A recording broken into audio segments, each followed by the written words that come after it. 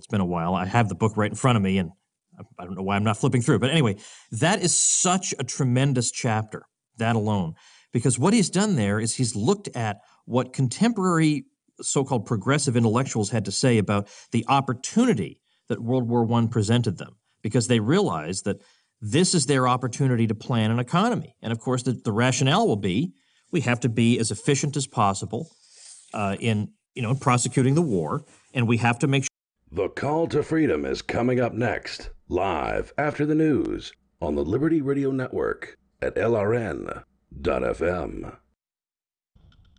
From Keene in the Shire at the Liberty Media capital of the world, this is Daryl W. Perry, host of FPP Radio News for Tuesday, April 24th, 2018. Silver is trading at $16.63 per ounce. Gold is valued at $1,325 per ounce. Zencash is trading at $36, and the average price of Bitcoin is $9,331.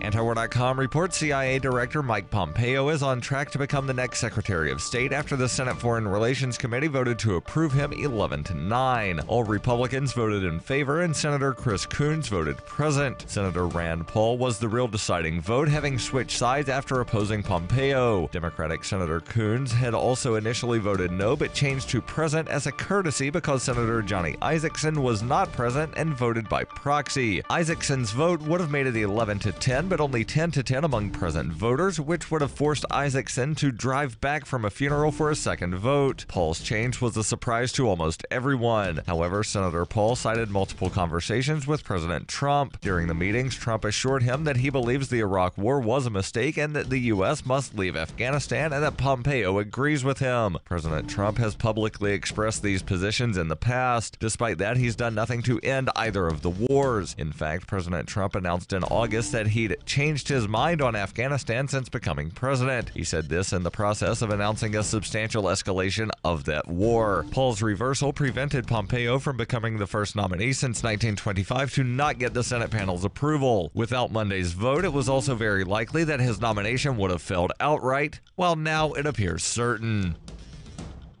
Are you an advocate for free market money? Do you promote Bitcoin as an alternative in a fiat-centric world? Then you need Spendabit in your arsenal, the search engine for things you can buy with Bitcoin. Spendabit aggregates millions of products from thousands of Bitcoin-enabled merchants. Keep your money in the free economy. Visit spendabit.co today. Bitcoin merchants, ask about our merchant suite to reach even more customers. Spendabit.co.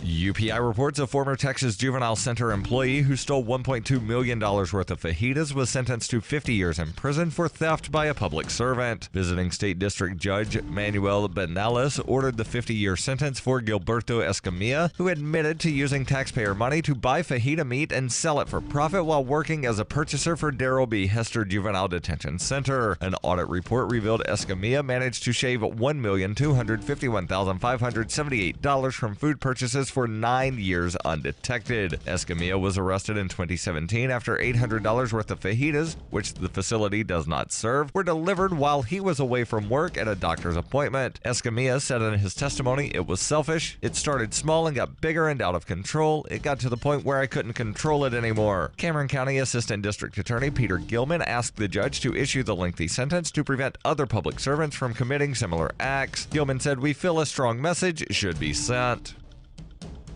For over 40 years, Roberts & Roberts Brokerage has been a trusted source for buying and selling precious metals like gold and silver. And as a Bitcoin-preferred business, Roberts & Roberts Brokerage has removed the minimum purchase amount for all orders paid in the digital currency. Call Roberts & Roberts Brokerage today for knowledgeable advice on buying and selling precious metals and a forward-thinking approach to new technologies. 800-874-9760 or visit online at rrbi.co. Reuters reports police on Monday arrested the man suspected of fatally shooting 4 people at a Waffle House restaurant, ending a 36-hour manhunt after tips from the public led police to search secluded woods nearby. Photos posted online by Nashville police showed Travis Ranking, a 29-year-old construction worker, in custody. He was suspected of opening fire with an assault rifle at a restaurant early Sunday, then fleeing the scene naked. Photographed in the back of a police car, he looked disheveled and was wearing a torn red shirt and dirty blue jeans. He had scratches on his shoulder shoulder. No motive was known for the attack that sent shudders throughout one of the biggest cities in the U.S. South and stoked a simmering national debate on gun control. More than 150 city, state, and local law enforcement agents searched for the gunman, who has had a history of bizarre behavior, delusions, and multiple encounters with authorities, including an episode in Washington in July 2017 when he was arrested for trying to get into the White House, according to police reports. Tips from people in the neighborhood helped lead police to search through the woods about 2 miles from the restaurant using sniffer dogs on the ground and aircraft overhead. This has been FPP Radio News. Online at fppradio.com. It's the Onion Radio News. A spokeswoman gives birth to a spokeschild. This is Doyle Redland reporting.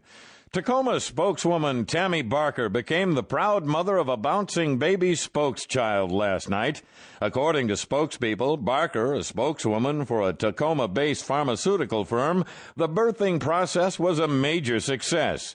Peter Wahlberg, spokesman for Tammy's husband Phil, had this to say. At 9:17 p.m. last night, an 8.5-month-old spokes fetus was delivered alive and through the miracle of birth became a 7-pound, 6-ounce spokes child. Spokes father and spokes mother are doing fine. Spokeswoman Barker is expected to be released from St. Robert's Hospital tomorrow. The spokeschild will remain in the hospital's media care unit for several weeks of training. Doyle Redland for the Onion Radio News, online at theonion.com. This is the Onion News Network.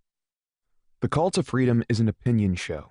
It's meant for informational purposes only.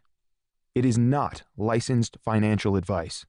It is very important to do your own analysis before making any investment based on your own personal circumstances. You should take independent financial advice from a professional in connection with or independently research and verify any information that you hear from the Call of Freedom and wish to rely upon, whether for the purpose of making an investment decision or otherwise.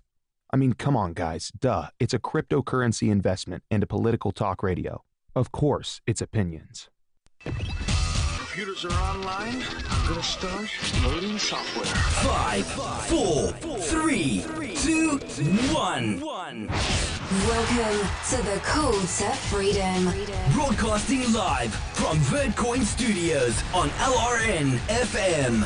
You're listening to Will. You will listen to every damn word I have to say. And Aria. Be afraid. Be very afraid. Stay tuned for political talk and everything crypto. That's right. Broadcasting internationally on our BitPlus network satellite. This is the Call to Freedom. All right, let's boot it up. That's right. Welcome here to this Tuesday afternoon edition of the Call to Freedom here on LRN.FM. Chatting it up on your drive home from work this afternoon. And I'm joined in studio tonight by Mr. Chris Wade from Think Penguin, our tech guy. How you doing? I'm doing great. Very good. And then I've also got live via remote, we've got Miss Chelsea Snyder from the Vora Method, and back with us, Miss Aria DeMezzo from cryptocurrencycheck.org. How are you ladies doing? Also pretty great. Very good. Awesome.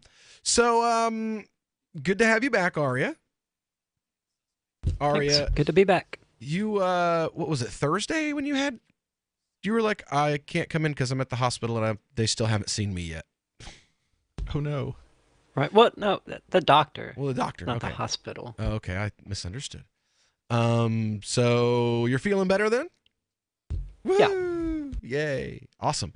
So, now there are other people, unfortunately, they won't be feeling better anymore. Oh. Sadly. They were killed not long ago with your tax dollars, probably. Or to make sure the American economy stays strong. Before we get into our first story, just because of the fact that we covered this literally like a week ago, and now this has happened, I want to play this little video clip for you. This is very, very pertinent to the story we're going to be covering. It is, where's the sound? Oh, there it is. Under construction and will be delivered soon, and that's for their protections at there we go. have been approved and are currently under construction and will be delivered to Saudi Arabia very soon, and that's for their protection. But if you look in terms... Now, what he's For their holding up protection. is a blue board, like a board you would use for a school project in elementary school. And it's got photographs of missiles and military hardware. In terms of dollars, $3 billion, $533 million, $525 million. That's peanuts for you. Should have increased it. $880 million, $645 million, $6 billion. That's for frigates. $889 million, $63 million, and that's for various artillery. I'm glad he's ended it on that note right there. For various artillery. Various artillery. Well, while that last sentence is fresh in your mind, we are aware of reports over the weekend of significant civilian casualties resulting from coalition airstrikes. Coalition airstrikes. I wonder what coalition they're talking about. Could it be that sand-sucking Saudi prince that was sitting there next to the fat Cheeto himself, talking about all the money that America was going to make off of what did she just call that? Exporting death. Over the weekend of significant civilian casualties. Significant civilian casualties. That's all it cost. It's all it cost. American jobs, and the only cost is significant civilian casualties over the weekend. Resulting from coalition airstrikes. We take these reports extremely seriously. The Saudi-led coalition has confirmed that it will carry out an investigation. It is essential that this happens without delay, the results are published, and that the lessons learned are acted upon. Wait a second. Is that the old Saudi Arabia? They're going to investigate themselves. Right. They should investigate themselves and make a report and then enforce the findings of their investigation against themselves. Upon themselves. Yeah, it's not going to happen. They should. Yeah, it turns out they weren't civilians. You see, they were enemy combatants in civilian clothing. Having a wedding. Our hearts go out to the families of those killed. I'm sorry, lady. The families of those killed thinks you can take your heart and stuff it right square in your backside. Your heart doesn't go out to anyone. You voted in favor of selling the weapons to them to start with, because the United Kingdom is the only country that had a weapons deal that was anywhere near the size of the one that the United States had with Saudi Arabia this year. And they boasted and proclaimed and woohoo and paraded that weapons deal around like they were just the proudest thing. Their heart goes out to the serious, significant civilian casualties, who they will also call collateral damage. Oh no, if there's any males over the age of 12, they're automatically terrorists. That's the rule. That's literally the rules of engagement. No, we are overlooking the severe trauma that this caused this woman to be aware that these civilians died. Yeah, I know. We can't lose sight. She's going to be on therapy the rest of her life, the poor thing. Oh. I know if I voted for something and then I found out 20 civilians were murdered because of it, I would have a really hard time sleeping at night. But then again, I'm not an elected official. I have a conscience. Yeah, I don't think she's going to be not sleeping because of that. Nah. I don't think there's anything that could cause her to lose sleep at night other than maybe her stock options at Lockheed Martin going down. Yeah. One of the interesting things, though, is, it mentions in here, and it always mentions in all these reports, specifically that there were included in the people dead many women and children. That's what it always says, many women and children, right? Just to let you know. You can't put a number on women and children anymore, because that is dead women and children with numbers next to them invoke public outrage. Well, but that's my point. That is specifically that, they don't mention any of the men who died. They don't call out men specifically or the young boys. They mention the women and the children, and the young girls, right? That's because under the current rules of engagement, all males over the age of 12 are considered combatants. So if you're a male under the age of 12, you're a child. If you're a male 12 or older, you're a soldier. Automatically. Wow. Even if you're in a wheelchair or were born with a deformity because of, United States or Russia's use of depleted uranium, like that kind of stuff. And even if you're like physically deformed and walking on a stick, you're a male over the age of 12, you're a terrorist. Automatically. For drones, for United States use of drones, that is the rules of engagement. Or is it a male over the age of 12? Then count it as a terrorist or possible militant. It really makes America sound like his crazy husband. That look right there. Exactly. That look. You've got to be kidding me.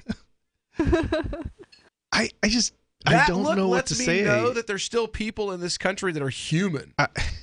It's so disturbing. How do you even begin to talk about it? We're going to figure that out when we get back here on the Call to Freedom in just a moment. Do you want to talk about it? Do you want to help us figure out how to talk about it? Give us a call. 603-283-6160. Hit us up on our Skype line, LRN.FM studio, or at discord.lrn.fm for our Discord on-air call-in line. We'll be back with more of the Call to Freedom in just a moment.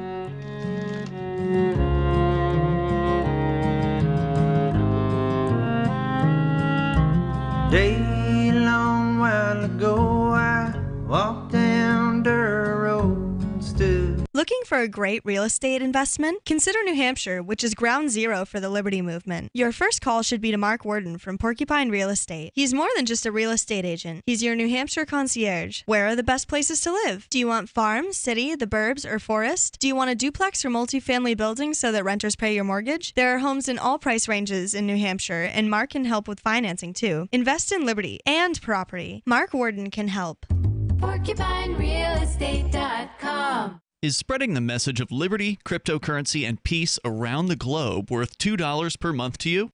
As you may already know, in addition to our internet feed, LRN.FM broadcasts on free-to-air satellite across North and Central America, as well as Sub-Saharan Africa. And we've been available on satellite for free 24/7 since 2010. The LRN.FM free-to-air satellite signal is reaching some of the most oppressive regimes in the world, and there's no doubt our ideas are making an impact. You can learn more about the channel's impact by watching the 3-minute video at fund.lrn.fm. If you'd like to help free minds globally with our ideas of liberty, cryptocurrency, and peace, you can donate as little as $2 per month via fund.lrn.fm. You can help us continue and expand our satellite broadcast to multiple continents. Visit fund.lrn.fm today, and thank you for your help. Don't forget to share the link on social media. That's fund.lrn.fm. Now that you've found the Liberty Radio Network at LRN.FM, you may want to help expose others to our great programs. To assist you in doing so, you'll find resources at promote.lrn.fm, including details on how to get a free bumper sticker, quarter-page flyers you can print out and distribute, banners for your website, as well as files that will allow you to make your own custom banners and graphics. Visit promote.lrn.fm and help bring new listeners to the Liberty Radio Network. That's promote.lrn.fm. Are you tired of governments murdering people around the world? Stop using their money. There is an alternative. Bitcoin is a stateless, free market, non-political currency. Bitcoin cannot be inflated or controlled by any government. By using their money, you're helping the state. Stop doing it. You have an incredible alternative available now. Learn it, use it, spread it. Get started with Bitcoin at bitcoin.com. That's bitcoin.com. LRN.FM is proud to announce our official listening apps for Android and iOS devices. Now you can easily tune into our streams anywhere, anytime on your smartphone or tablet. Just visit apps.lrn.fm or search for LRN.FM in the Android or Apple app stores. Please download, rate us 5 stars, then share the link on your social media and let your friends and family know how you're listening to LRN.FM. Download it now, free, at apps.lrn.fm.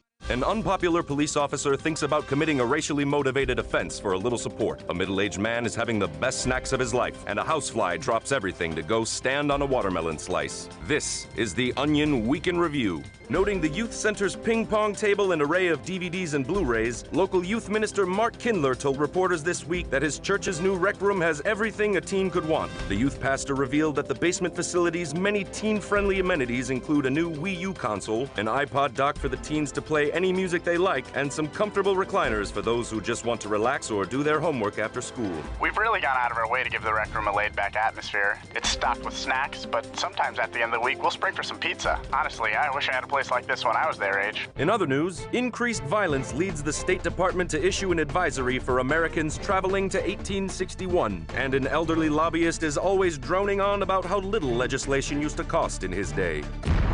This is the Onion News Network. You're listening to the best liberty-oriented audio streamed around the clock, on the air and online. This is the Liberty Radio Network at LRN.FM. You are listening to the Call to Freedom on LRN.FM. Unasikiliza wito wa uhuru katika LRN.FM.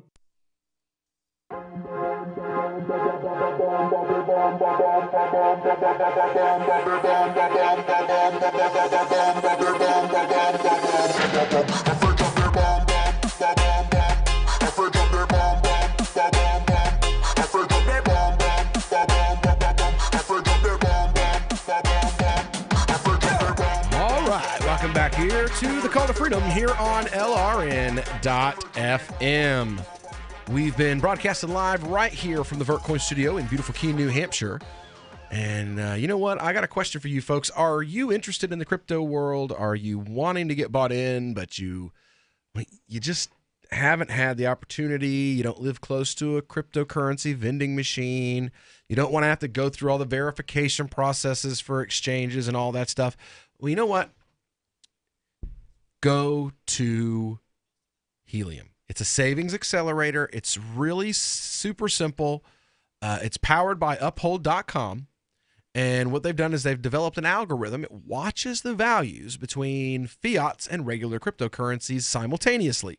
That way it can move your money when the timing is just right. You just take a bank card. I mean, it's really that simple. Use your bank card or a crypto wallet you already have, charge up your account, and then you just set it and forget it. It's like a crock pot for cryptocurrency. Everything is completely automatic.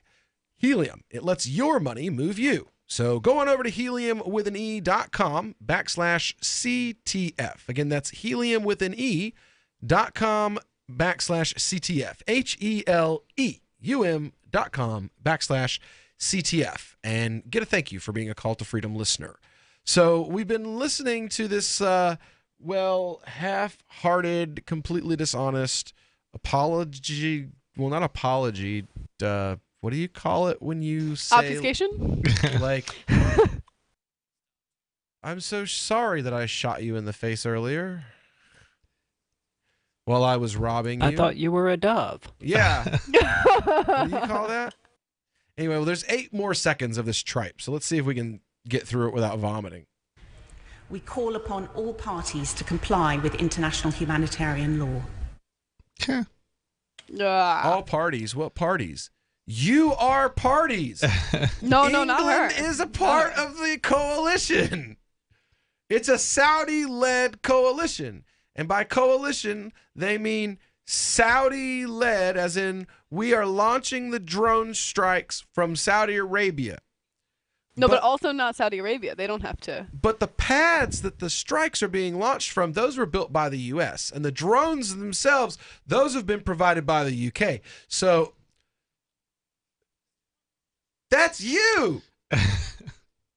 We want all of those involved to please follow international law. That's you. You are the parties involved. You voted for this. They act like it's an accident or something, and it's not. It's intentional. They went out there, they did something they knew they weren't supposed to do under international law, and then they apologize for it? I gotta and see. I don't know if it's gonna get to it in this video, but later on she calls Saudi Arabia a candid friend, or she says the UK is gonna be a candid friend to Saudi Arabia, right? So even if Saudi Arabia breaks these laws, which she is calling on everyone to agree to comply with, they're still gonna be a candid friend. We're up to 33 dead, including 17 women and children, 41 injured. I'm looking for guess who's not had a peep yet? Let me check Twitter. You'll never guess who's not had a peep. Not a word. Trump? No, I mean you would think that he would be bragging. Look how effective our bombs were that we sold to the Saudis. I mean, we killed 33 people. That's pretty damn good. I'm taking credit for that. That's winning right there. That's winning. I got to see. It does sound like something Trump would It say. does. It does. It does sound like Trump. So, I mean, they're winning. 33 dead, only one airstrike. That's winning. That's messed up, though. I don't know. I'm not even entirely sure that Trump would go that far. Oh, he would. Let's see. You haven't been listening to enough of Trump, if that's the case. For real, yeah. Well, okay, yeah, no, I don't, because I specifically just don't want to know. He's talking about what happened in Toronto instead. What happened in Toronto? Somebody ran some people over. Oh, that is like not any kind of news compared to this, but all right. Yeah. Does that even count as news? Yeah. Somebody ran some people over on a like maybe bridge. local news, but national Maybe. news? International news? Yeah, well, I mean, somebody said that the person in the driver's seat looked angry and Arab. Oh, that's why it's angry and Middle Eastern. Okay. So the truth comes out. They're person guilty in of the- being in- Arab yeah. while driving. Yeah. Said one witness described the driver of the vehicle as angry and Middle Eastern looking. Watch him not even be like he's just like with some white guy with a tan. Puerto like Rican watch that be guy. one, yeah, like a Puerto You Rican know? guy is like not even Arab. It's Like, like Aleutians. That's It's like like an Aleutian code. Indian that like had a sugar reaction and then freaked out. That's like a code for anybody who's not American, basically. Well, yeah. But his heart goes out to Justin Trudeau in Canada, not to the 33 Yemeni people that were killed by the bombs that he sold Saudi Arabia 2 weeks ago. No, not at all. Because, hey, man, Americans got to have jobs. wait, did you say his heart's going out to Trudeau? Yeah. Like Trudeau wasn't even impacted by this at all. Okay. I feel Americans for you. stand with you and all of Canada, Prime Minister Trudeau. Oh, Our barf. thoughts and prayers are with you. Toronto. Hashtag Toronto Strong. Dude, since when does Trump pray? To Baal. Okay. The prophets of Baal. Gog and Magog. Yeah. Yeah. Let's see here. Yeah, I mean, he's talked about NAFTA and obstructionists and Democrat sanctuary cities and ooh. Did he mention net neutrality yesterday? No. Yeah, figures. No. He was too busy. He was too No, we busy. can't talk about freedom. Trump calls the U.S.-French relationship unbreakable. History shows he's right. Okay. Tax reductions, illegal immigration. Melania and I were honored to welcome the French president. We look forward to hosting them tonight. So yeah, he's just talking about his meeting with Macron as they have like their little their sly willy measuring contest. Have you ever noticed that? Like all the gesture based posturing that they do, like the hand movement. What, you mean the handshakes? That kind of stuff. Yeah.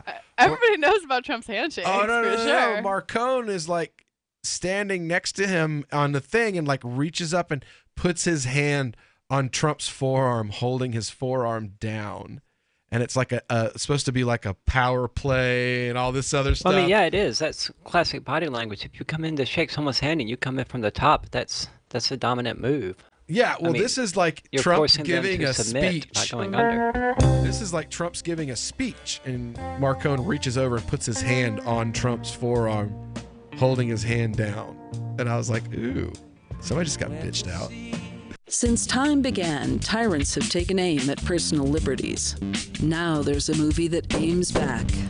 The government has no more right to tell us what to put in our bodies than they have to take our guns or tell us what books we can read. 6 drug police were eaten by bears while raiding a marijuana farm. On your knees, you dirty hippies! Jesus. On your knees! What's the problem, officer? Today, many cops who enforce pot laws do so only because it provides them with cushy jobs, good benefits, and a chance to push people around. I was an undercover narcotics officer. The drug war is nothing but a farce. The Second Amendment says you gotta keep you and your gat intact. Guns and Weed, The Road to Freedom. A film by Michael W. Dean and Nima Vadadi. DVD available now at gunsandweed.com or on Amazon. That's gunsandweed.com. Makes the perfect gift. Remember, that's gunsandweed.com.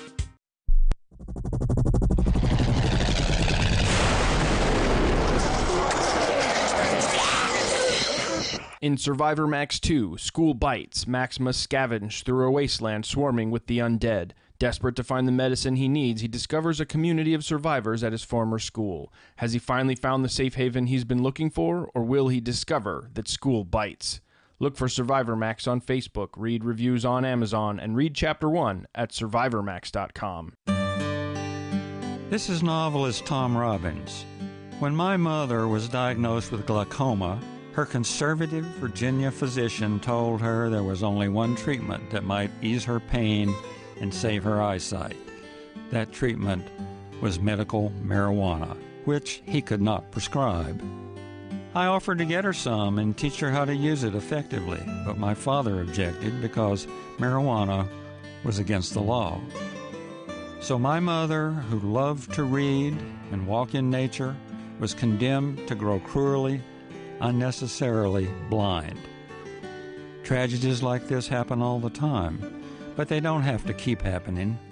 To learn more about medical marijuana, call the Marijuana Policy Project at 1-877-JOIN-MPP or visit them on the web at mpp.org.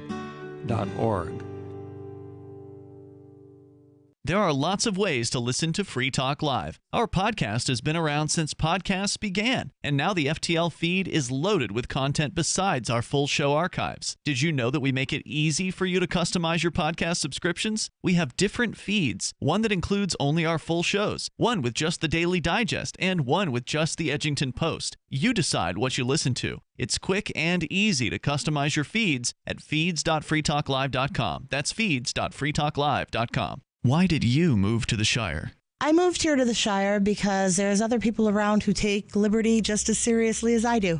I moved to the Shire because I saw videos of people challenging authority and thought that I could get support myself. It called to me, like, do this right now. I wanted to be around people like me who got it, and once I got here, I knew there was nowhere else that I wanted to be. I've always wanted to change the world, so I moved to the Shire to join people who were actually working towards doing the same thing.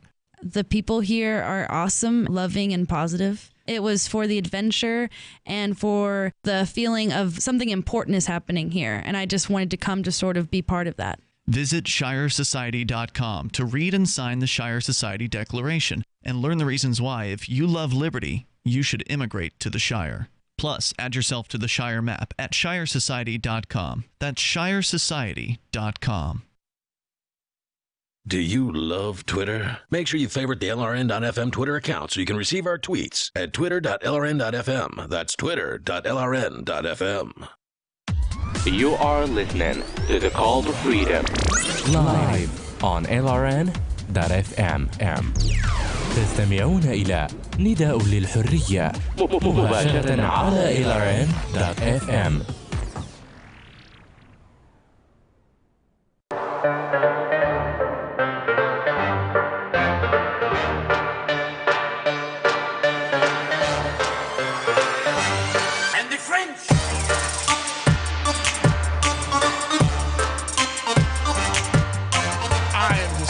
are too easily amused. Me too. We're talking about Marcone, man. I mean, come on. I love it. It's the perfect book. Anyway, so welcome back here to the Call to Freedom here on LRN.FM. We are, we were talking about the recent, the big bomb deals that were done between the Trump administration and the Brits and Saudi Arabia, and now those bomb deals, did you know that when we sell lots of bombs to horrible dictators and despots to keep American people in jobs, that has a human cost? Like, people die. No, really? Yeah, who would have? Well, I mean, damn. It has a cost measured in brown people, and to most Americans, really? that's not humans. Yeah. That was another reason why I thought it was good that we play the video of Trump reading the prices off, so that we could understand just how much Arab blood and life and the lives of children, brown children, is worth. It's worth $589 million. So what is that per person? Like, right? What does it cost to kill each of those brown people? That's terrible. Gotta It's just end so up terrible. being more than $1 million per person, right? Yeah. Well, what I think we should do is we should go. Well, from they didn't deal- use all the bombs on the wedding. Yeah, I'm we sure. got to go from arms deal to arms deal, and then you add up all the casualties from arms deal to arms deal, and then you can say, okay, well, from they bought a $1.5 billion in weapons, and then a year later they bought another 1.5 to re-up. But that doesn't. And they killed this many civilians in the middle. Now, that doesn't count the civilians that are killed in places like Syria because of American money that's supposed to go for weapons. Those weapons go from America to Saudi to Al Qaeda in Syria. Those are the Syrian death toll isn't counted among the, how much, though it should be. And it also doesn't count the cost of maintaining the military to begin with, right? Or the expansive military, right? Well, because we're not actually paying, we're talking about America sold Saudi, we knew Saudi was going to do this with these bombs. Yeah. They've been in the process of doing it for the last 4 years. So, yeah, it's not a secret or anything. Yeah, it's not a secret. They might not talk literally about the it greatest about humanitarian crisis of the decade. Yeah. It's worse than Syria, and that's saying something. Yeah. That's because they don't have Russia backing them up. If Russia was backing up Yemen right now, then Saudi would be staying at home. Speaking of Russia and World War III, Israel is saber rattling with Russia today as well. Oh, really? Yeah. Oh, Russia. So what they have to say? Basically, This tiny little Middle Eastern country that subsists entirely off of American backing foreign and military. Yeah, exactly. You've got the biggest Willie in the world behind you. You kind of you take your little one and swing it around like it's pretty big, It's like So many willies today. A lot of willies on this show today, guys. It's like that 5 foot tall guy. Is that unusual? Who couldn't bust a grape in a fruit that fight. gone that long? But his brother is like Mongo. He's like 6'9", 325 pounds. And see, the little brother can go around and talk trash to everybody he comes in contact with. He could just whip his weenie out and shake it at some dude's old lady. And when a dude gets mad, he just goes, "Hey, Mongo," and here comes Mongo, and it didn't matter that you did something wrong, and that's why the man wanted to kick your ass. Mongo doesn't care. All Mongo cares is, "Don't touch my brother." He doesn't care that you stuck your finger up a lady's butt on the dance floor, and that's why her husband punched you in the face. No. I know a guy that literally did that. That's why I say that. A guy I was a roommate with, may he rest in peace now, he sued a dude for splitting his face open at a bar because he reached up the guy's skirt, the guy's wife's skirt, and stuck his fingers inside of the girl on the dance floor. What? And the guy turned around and just literally, my roommate wore a beard for the rest of his life to cover the scar. He split his face wide open. I mean, I feel like that was kind of warranted though. So And then the dude went to the police and pressed charges. And since the way the law used to work in Florida is it's like a race. Whoever gets to the cops and presses charges first wins. That's dumb. He sued this guy, and until he died, the guy had to send him a check for the rest of his life. Wow. For hitting him for sexually assaulting his wife. That is the American-Israeli relationship. Ooh. Right there. That is the American relationship with Israel. Israel is the Full jerk circle. off that just sexually assaulted your wife. And America is the judge that awarded him $3.4 billion a year for doing so. Well, that's an interesting way to put it. It does explain a lot.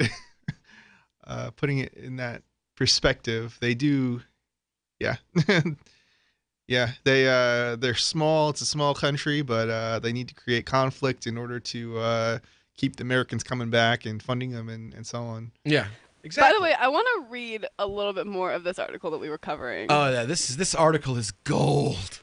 So this part I like in particular, well, like, quote unquote, Ms.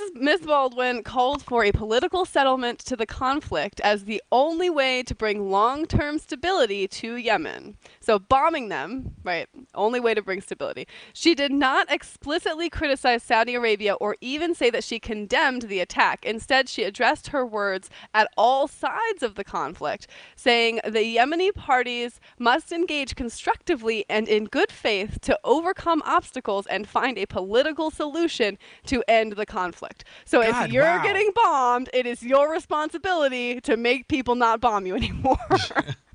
That's what this says, basically. Wow. Followed by, the UK will be a candid friend to Saudi Arabia. Great. So that's in my opinion. That kind sounds of exactly like what you hear with Israel now. Oh, yeah. Saudi Arabia has finally slipped into Israel's spot of like totally protected, unaccountable. Like, look, you're a good pocket bitch. So that's dangerous, though. It is. It's how Saudi politicians can come to the United States and rape a hotel maid and get off on the "oops, I slipped, fell, and it went in" defense.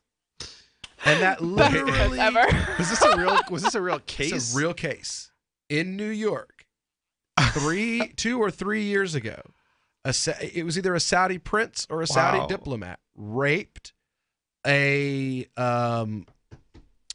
maid at a really swanky hotel, and his defense was that he fell and it went in, and he got off. Just in case anyone's never had sex before, that's not how it works. Not how it works. No pun intended. Yeah. I can find the case for you. I swear to you, it's not even the slightest bit of an exaggeration. I want to say I don't believe you because it sounds so crazy. But in 5 seconds, I know in 5 seconds you will find it, and the whole case. And it's Saudi Arabia. It's probably real. Well, no, it happened in New York. No, I understand, but it's Saudi Arabian princes. Yeah, I believe it. Yeah. That's what happens when you buy $1.5 billion worth of weapons a year from the U.S. Yeah. Hey, man, we love that welfare for the weapons manufacturers. There were princes that flew out of the United States in 9/11, and they're the only ones who were able to fly. That's right. And Bush put them on a plane while everybody else wasn't allowed to fly. Yep. Makes you think, guys. Makes you think. I love My Magic Mud. I drink a lot of coffee. I had stains on my teeth. Then I found My Magic Mud, and I was told it would remove stains. So I paid attention when I brushed the first time. My Magic Mud is black tooth powder, and the difference it made in my teeth in one application was noticeable. With 4, my teeth were as white as you normal folks out there. Please go to mymagicmud.com and buy a jar. There's 150 applications for $25. You can use Bitcoin, mymagicmud.com. So the protection of life, liberty, and property is what the Free State Project is all about. But it's an effort to move 20,000 people who understand. It's about demonstrating to the entire country that, yeah, we can have a free market, a truly free market. Making it just a freer, great place to live.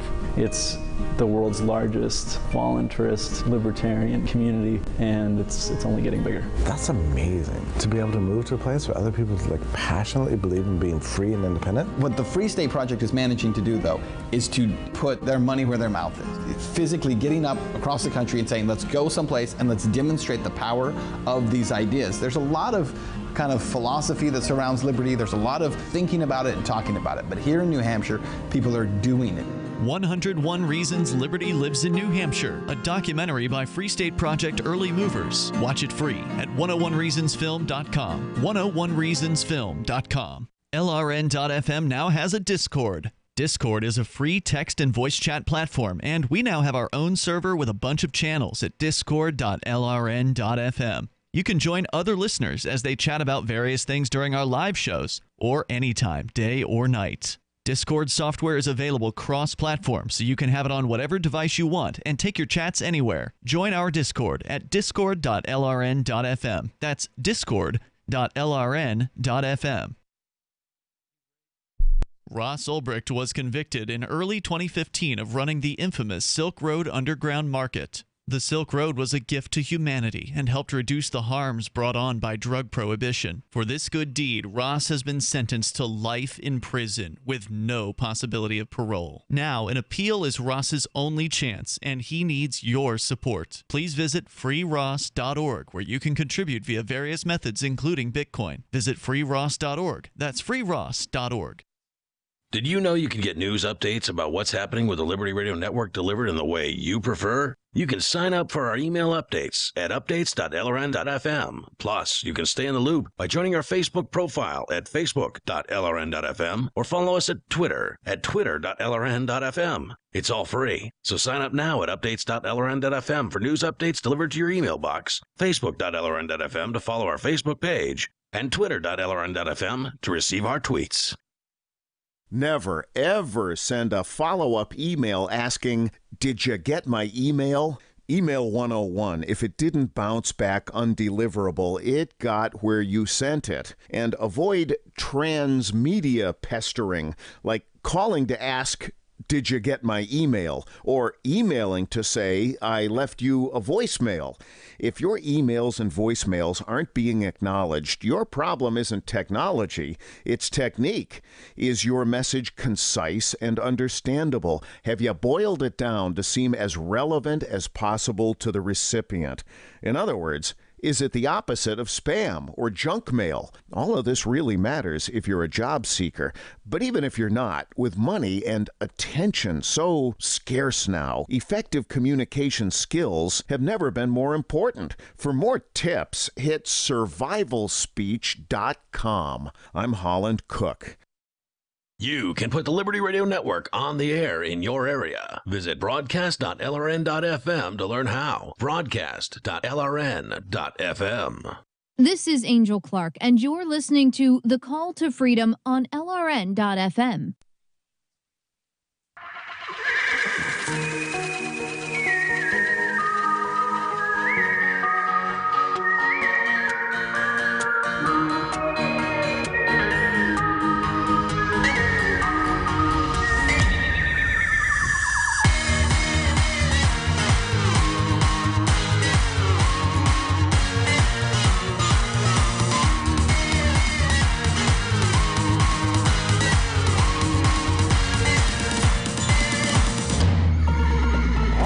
Welcome back into the Call to Freedom here on LRN.FM.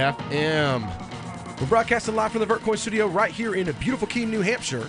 And, well, I'm joined in the studio today by our tech guy, Mr. Chris Wade from Think Penguin. And we've also got Chelsea Snyder with us from the Vora Method, and Miss Aria DeMezzo from cryptocurrencycheck.org. And we've been talking a little bit about this killing in Yemen. 33 dead, 17 women and children.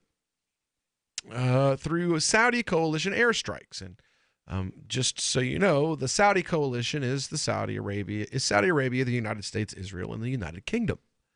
That's the coalition. That's the new axis of evil, to be honest. That seems so weird too. For Saudi to be in a coalition with Israel.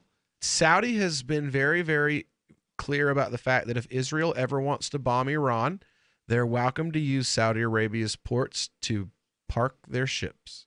Really? Yes. Interesting. So that it's a shorter distance to fire their missiles and run their sorties. Seriously. The previous king was very, very clear about that fact.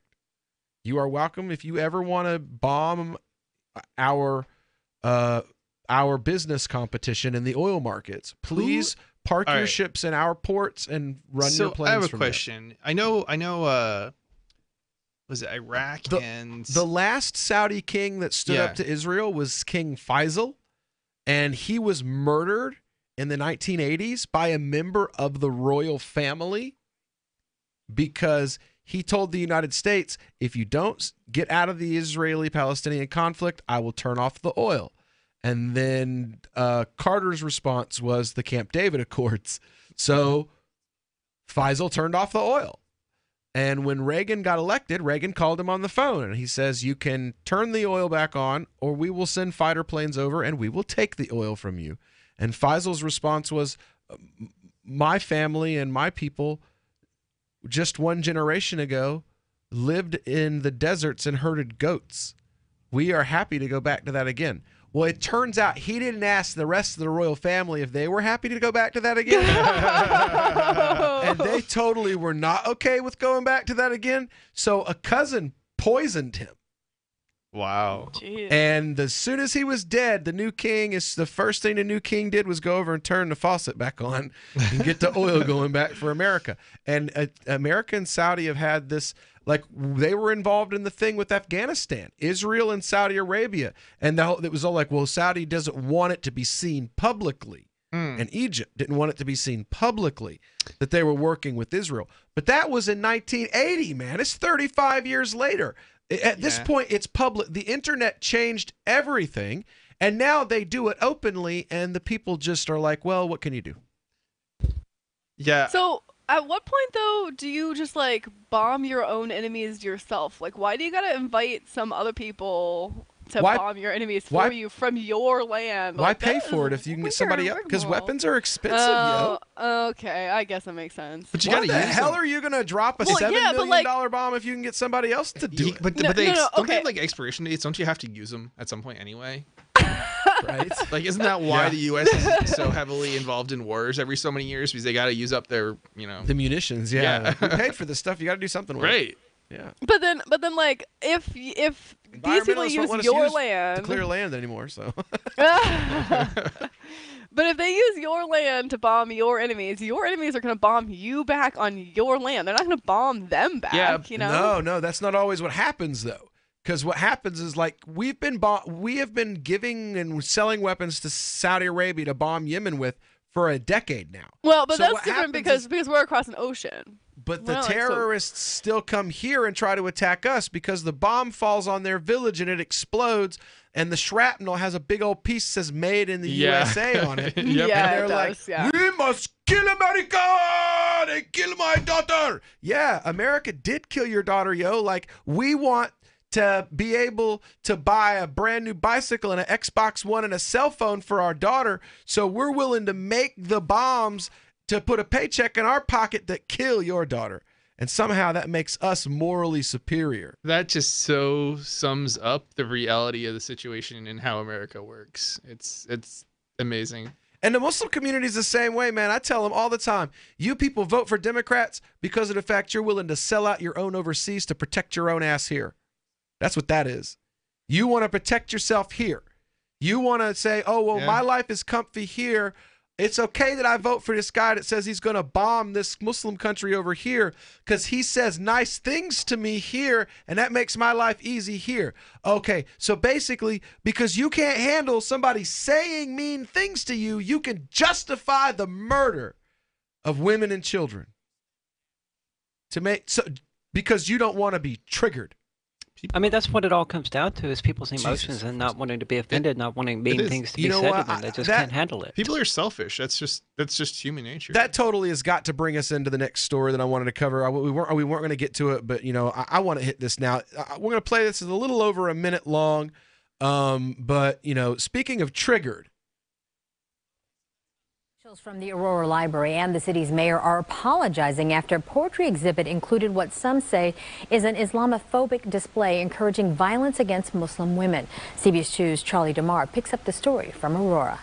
That poem is no longer on display here at the library, and the author of that poem, he says his intent was satire, but the mayor of Aurora and leaders here with the library say that poem missed the mark. Printed on a Confederate flag, the poem titled "Hijab Means Jihad" reads, "Every kid should be like my kid and snatch a hijab." The poem was part of a display here at the Aurora Public Library. The author, Dr. George Miller, a college professor at Lewis University, said the intent was satire and in no way anti-Muslim, rather a call to raise awareness to social injustice. So the poem is meant to mock alt-right types. Well, we'd really have to hear the poem in order to make that, because so many people will say, offensive and genuinely racist things, and they go, "Oh, I was joking," or "I was being facetious," or "It was satire." Well, when it's got really a very poorly done rebel flag in the background, and it says, "Every kid should be like my kid and snatch a hijab. He brought it home from school and whooped and danced around like an Indian with a scalp. Told me that it was his best day ever." If they want to be here, they can't be disrespectful. Hijab to me means jihad. So keep that out of the country I love. You want to dress different?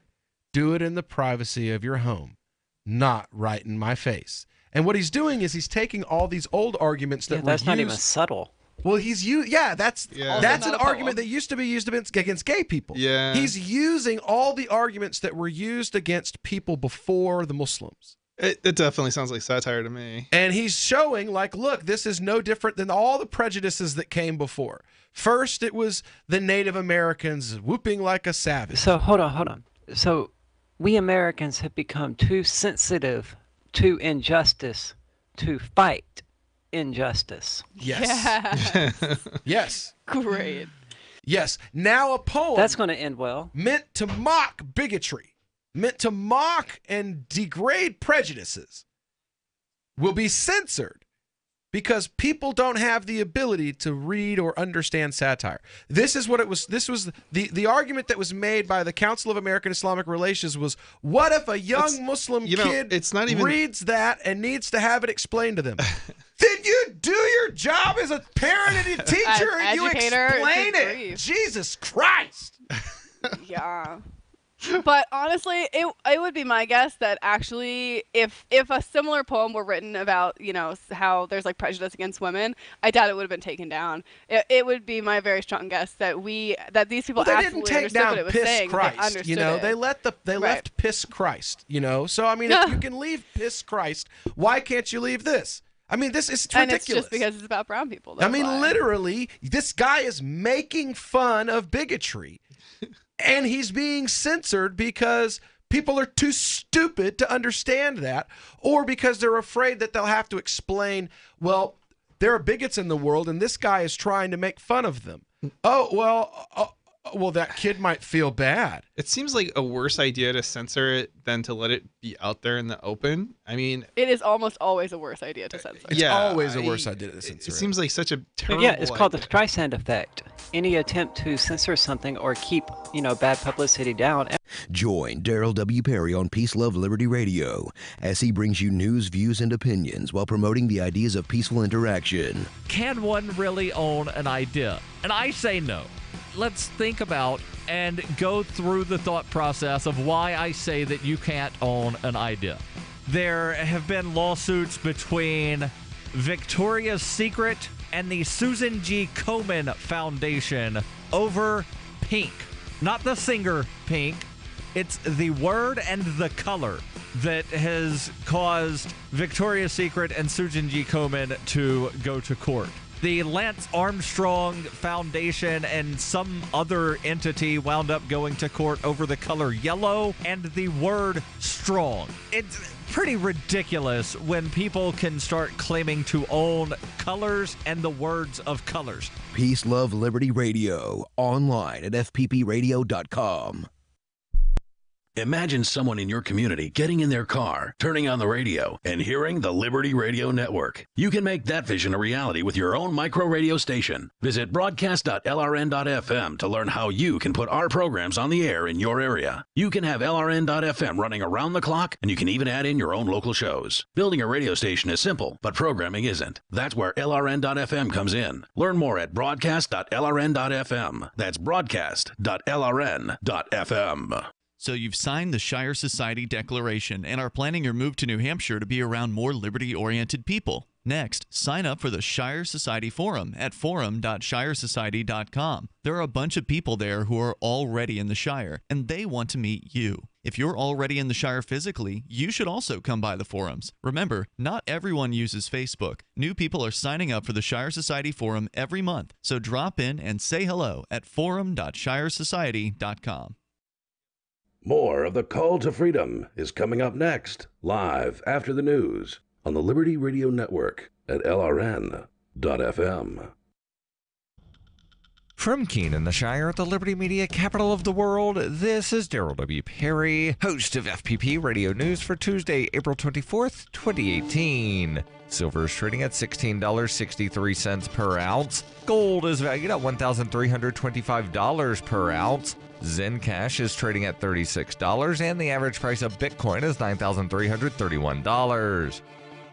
Antiwar.com reports CIA Director Mike Pompeo is on track to become the next Secretary of State after the Senate Foreign Relations Committee voted to approve him 11-9. All Republicans voted in favor, and Senator Chris Coons voted present. Senator Rand Paul was the real deciding vote, having switched sides after opposing Pompeo. Democratic Senator Coons had also initially voted no, but changed to present as a courtesy because Senator Johnny Isakson was not present and voted by proxy. Isakson's vote would have made it 11-10, but only 10-10 among present voters, which would have forced Isakson to drive back from a funeral for a second vote. Paul's change was a surprise to almost everyone. However, Senator Paul cited multiple conversations with President Trump. During the meetings, Trump assured him that he believes the Iraq War was a mistake and that the U.S. must leave Afghanistan, and that Pompeo agrees with him. President Trump has publicly expressed these positions in the past. Despite that, he's done nothing to end either of the wars. In fact, President Trump announced in August that he'd changed his mind on Afghanistan since becoming president. He said this in the process of announcing a substantial escalation of that war. Paul's reversal prevented Pompeo from becoming the first nominee since 1925 to not get the Senate panel's approval. Without Monday's vote, it was also very likely that his nomination would have failed outright, while now it appears certain.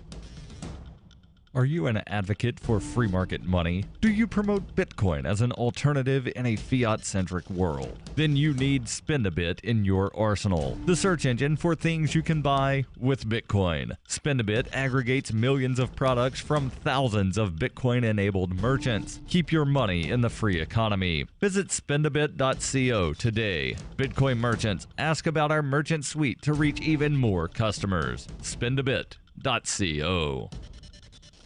UPI reports a former Texas Juvenile Center employee who stole $1.2 million worth of fajitas was sentenced to 50 years in prison for theft by a public servant. Visiting State District Judge Manuel Benales ordered the 50-year sentence for Gilberto Escamilla, who admitted to using taxpayer money to buy fajita meat and sell it for profit while working as a purchaser for Darrell B. Hester Juvenile Detention Center. An audit report revealed Escamilla managed to shave $1,251,578 from food purchases for 9 years undetected. Escamilla was arrested in 2017 after $800 worth of fajitas, which the facility does not serve, were delivered while he was away from work at a doctor's appointment. Escamilla said in his testimony, "It was selfish. It started small and got bigger and out of control. It got to the point where I couldn't control it anymore." Cameron County Assistant District Attorney Peter Gilman asked the judge to issue the lengthy sentence to prevent other public servants from committing similar acts. Gilman said, "We feel a strong message should be sent."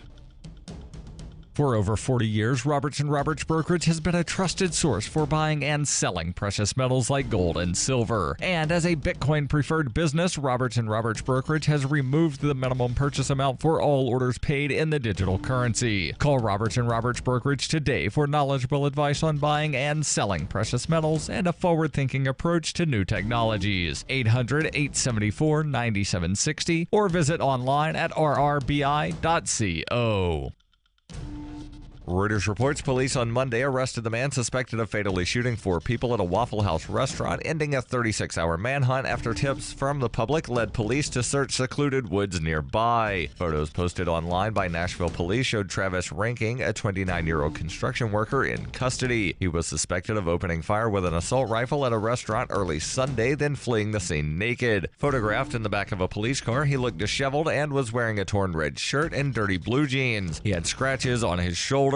No motive was known for the attack that sent shudders throughout one of the biggest cities in the U.S. South and stoked a simmering national debate on gun control. More than 150 city, state, and local law enforcement agents searched for the gunman, who has had a history of bizarre behavior, delusions, and multiple encounters with authorities, including an episode in Washington in July 2017 when he was arrested for trying to get into the White House, according to police reports. Tips from people in the neighborhood helped lead police to search through the woods about 2 miles from the restaurant using sniffer dogs on the ground and aircraft overhead.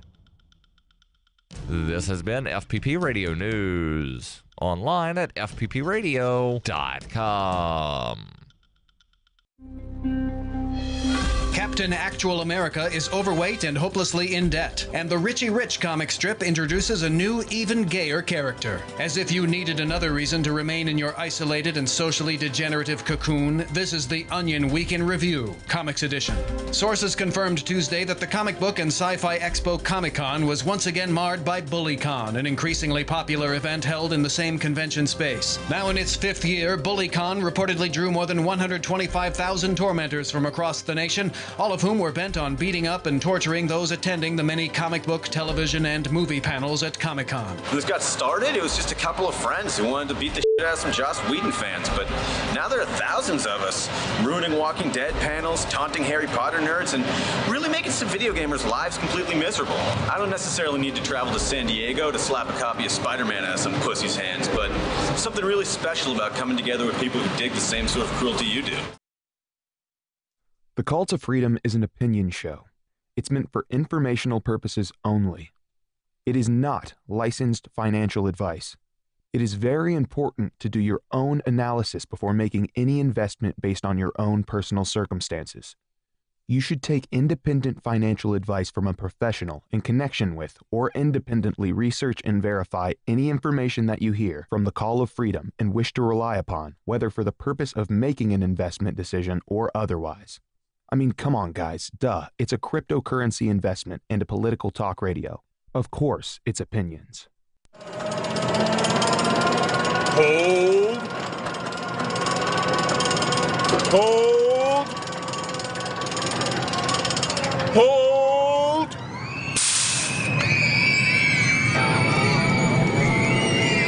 You better hold on for dear life, because it's time for the Crypto Hour, brought to you by Helium.com. On the Call to Freedom.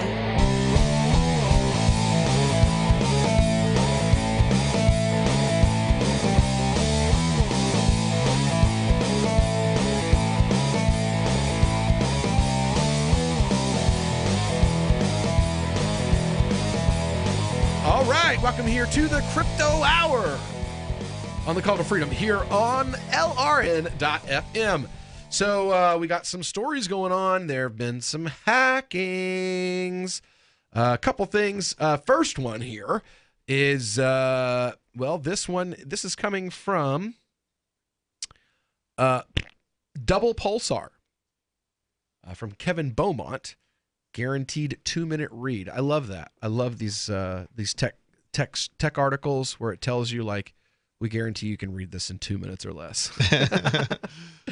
Hijack of Amazon's internet domain service used to reroute web traffic for 2 hours unnoticed. Between 11 a.m. and 1 p.m. UTC. What the hell is UTC? Oh, wow. It's universal time, like based I don't know how to explain it. It's just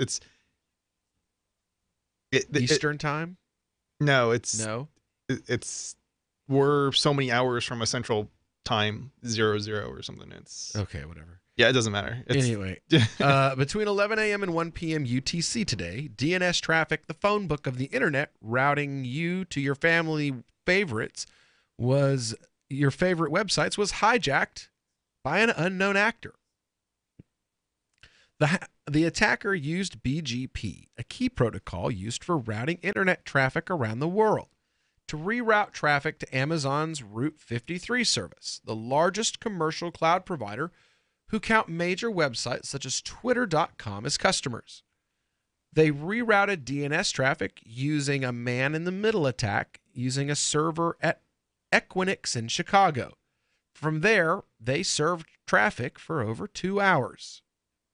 This would allow them to intercept traffic globally across the internet to Amazon Route 53 customers. The first target, so far, only known website to have traffic redirected, was to myetherwallet.com, a cryptocurrency website. This traffic was redirected to a server hosted in Russia, which served the website using a fake certificate. They also stole the crypto coins of customers.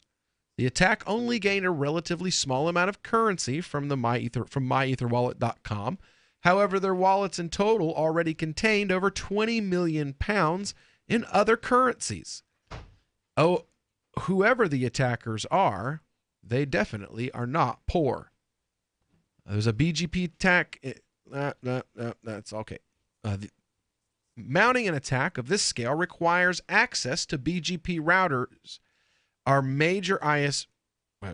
Mounting an attack of this scale requires access to BGP routers. Are major ISPs? You mean and major ISPs? BGP. And I guess it would be and. I hope it's and. I mean, so the BGP routers are at major ISPs. At major ISPs and real computing resource to deal with so much DNS traffic. God, this person needs what's that? Spell check, grammar check? Yeah. Seems unlikely that myetherwallet.com was the only target. I'm adding words, by the way, just in this sentence that I'm reading to you right now. Seems unlikely that myetherwallet.com was the only target when they had such levels of access. Additionally, the attackers failed to obtain an SSL certificate while man-in-the-middle attacking the traffic, a very easy process, which alerted people to the issue at scale. The security vulnerabilities in BGP and DNS are well known and have been attacked before.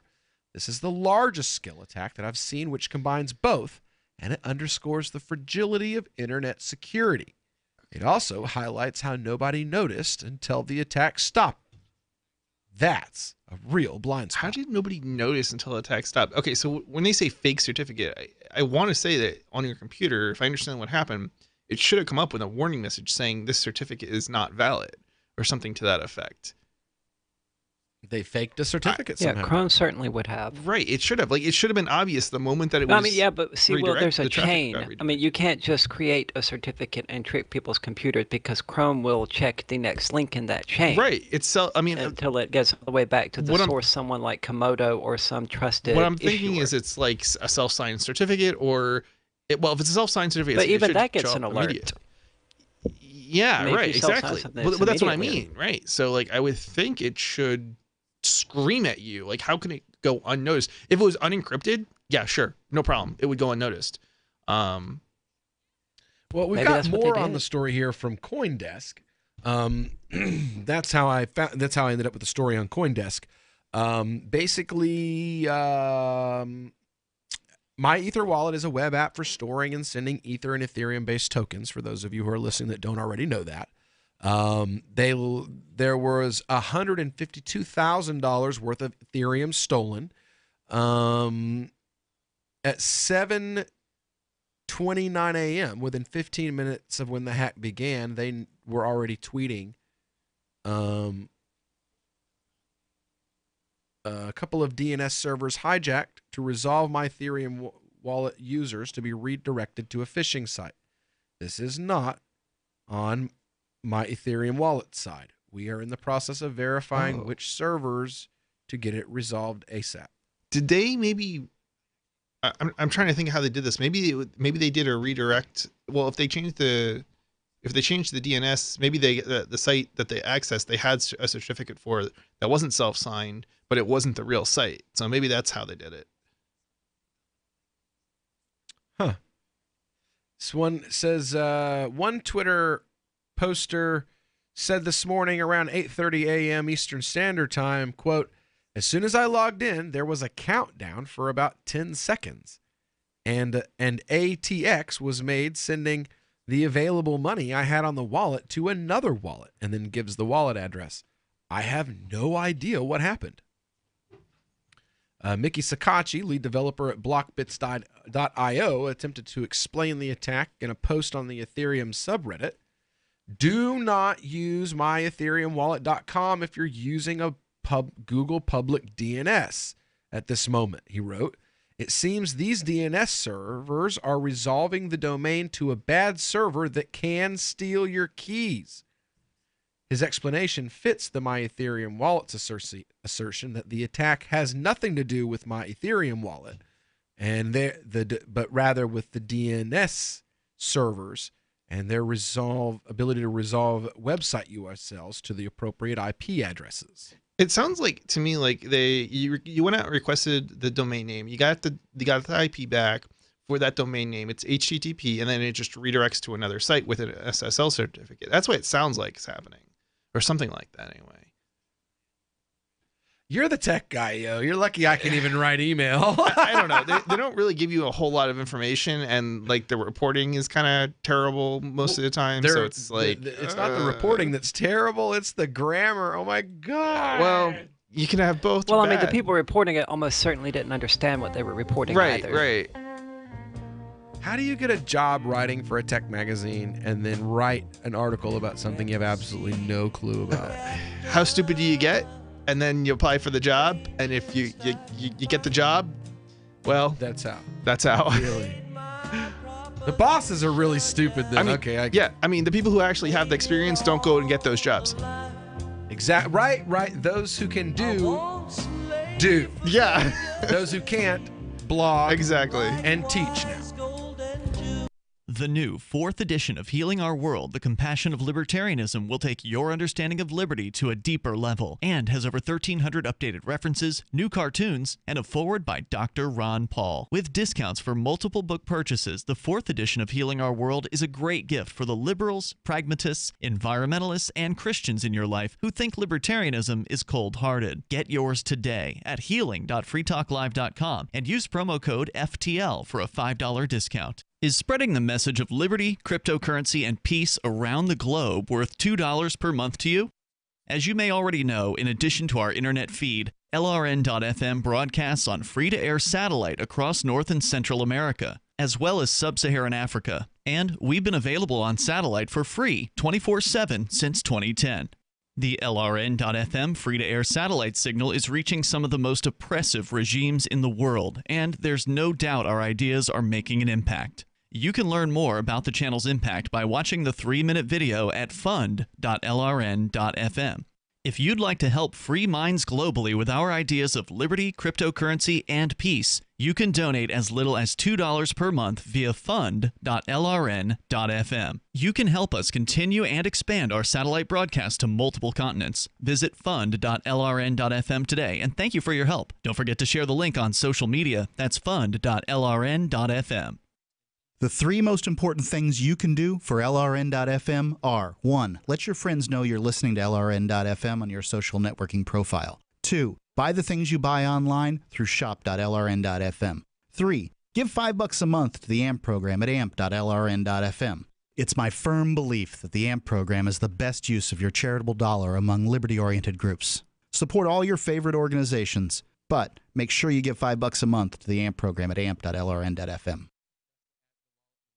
Cell 411 is a free app for Android and iOS that replaces government-controlled 911. Cell 411 allows you to preset a group of friends or private organizations to show up at any emergency. Cell 411 is a nightmare for the state because it proves their so-called services aren't needed. Cell 411 has had thousands of installs, and of course it's covered by the BIPCOT no government license. Cell 411 because your friends won't shoot you when you're in trouble. Without the government, who would build the emergency services? You and Cell 411. Get it today at getcell411.com. Did you know we've taken our LRN.FM telephone listen line to a new level with the LRN.FM audio on demand line? Now you can call 712-770-8447 anytime and listen to LRN.FM's live feed. And you can listen to a bunch of our original shows on demand. Long distance fees may apply. Just dial 712-770-8447 and choose from the menu. 712-770-8447. I've been told no in many different ways. I give you an order and you're going to obey it. George, you can go this way. You can't do that and you have to leave here. You cannot bring signs into the rally. Walk with me. Well, I'm comfortable here, actually. Whoa, hey. Who do you think you are? Excuse me. There is no video and audio allowed in this office. No, I have work today. This is... You ain't gonna make it. Wait a minute. Forget it. Whoa. Hey! Oh my God! Unbelievable! Why are you running from me? Because you scared me. What am I being detained for? You're being served. What is this? You're being served. What is this? Bureaucrats have a funny way of telling people no. That's the sound of the men working on the chain. Derek J's Victimless Crime Spree. Watch it for free and order the Director's Cut DVD at victimlesscrimespree.com. Help get LRN.FM into more ears. Visit promote.lrn.fm for a free bumper sticker, flyers, banners, graphics, and more. Promote.lrn.fm. You are listening to the Crypto Hour on the Call to Freedom, brought to you by Helium.com. Unasikiliza Crypto Hour inayohusu wito wa uhuru, imeletwa kwako na Helium.com. Hey, everybody. My name is Carlos Matos, and I am coming from New York City, New York. Let me tell you guys that I am so excited. I am so happy. I am really so thrilled to be right now sharing this amazing, glorious, super, and exciting moment of my life with all of you guys. And let me tell you that we are really changing the world as we know it. The world is not anymore the way it used to be. No.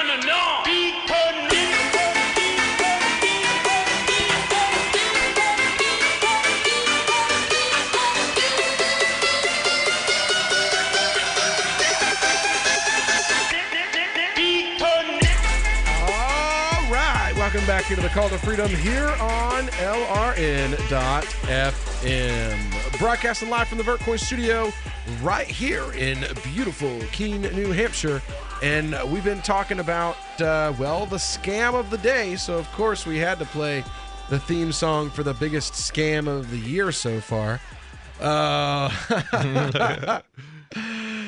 This morning, through a DNS server attack that was rerouting through using Amazon's DNS servers, oddly enough, a lot of Ether was stolen. As of press time, the affected funds, they're being shuffled around and broken into smaller increments. I was actually just looking through the wallet addresses and following the trail, and it's, you do realize that it's a public ledger, and like no matter how many times you break it in half into two wallets, we still know the wallet addresses of those. Yeah. You're not really doing what anything. was the name of the person who was doing it? Fake something? Oh yeah. I thought that was hilarious. Fake Phishing 899. so they're basically saying that it's a joke. Like whoever's trying to follow the money is not going to be able to do it eventually because they're going to actually do it properly. Whereas right now they're just having fun. Yeah, having fun with the people who are trying to follow the money. That's pretty funny. I might not be a fan of people stealing, but I do think that's hilarious. Yeah, I don't like it when people it's steal. Like I'm smarter than the people who know how to do the forensics. Right, but trolling which forensic is great. officers is hilarious. Yes. Yeah. Initially, the Etherscan Block Explorer showed the original wallet as having 179 inbound transactions that started at 7:17 a.m. this morning Eastern Time, totaling 216.06 Ether, or almost $152,000 at the current market price. The attacker sent 215 Ethereum to another address at 10:15 a.m. Since then, the funds have been split further, with increments being divided between multiple wallet addresses. And basically what they're doing is they send it from one wallet to another wallet, and then from that wallet to two wallets, and then that each of those two wallets sends to two more wallets, and it looks like a factor tree. It's basically like it would be the most simple forensic thing ever. Now, they're not actually tumbling the money, are they? They're No. just that's what I thought. That's funny. That's so hilarious. From one website, one Ethereum website to another. I mean, you literally can follow the whole thing at the Block Explorer Ethereum thing. What's it called? Etherscan.io. It's like the blockchain websites that you can go to where you can like verify all the transactions for a specific address and all that kind of stuff. And it tells you like this much was in this wallet. This much was transferred from this wallet to this wallet. And like you can follow the chain like everywhere. Yeah. So and all they're doing is they're moving it from one wallet, and like they'll break the amount in half, and then half it again, and then half it again. It's their most ridiculous, pointless attempt at money laundering I've ever seen. I mean, maybe if it was cash, you could do that. But that's, I think, the whole point is it's supposed to be a joke. It's supposed to be funny. It's supposed to be mocking the people who are, following the money. Followers. It says here, according to the MyEther wallet CEO Kosala Hamachandra, all the DNS servers are resolving back to their correct addresses. But I want to wait another hour or so, he added during a conversation on Skype. Hemachandra said that the attackers are apparently large enough to do a DNS poisoning attack on Google public DNS servers, which made it cache a malicious IP address for myethereumwallet.com. Google fixed the issue in a very short time, he went on to say. So they basically hacked Google.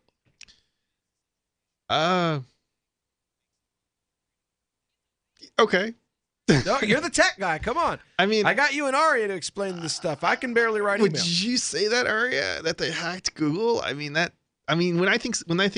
When somebody says hacked, right? Okay. I mean, so what does that even mean? What is hacking? Like when I think of hacking, it's like an educational thing. It's learning the systems, right? So when somebody says hacking, like I don't even think breaking into systems. But then what did they break into? They didn't really break into anything if they're just doing this DNS poisoning attack.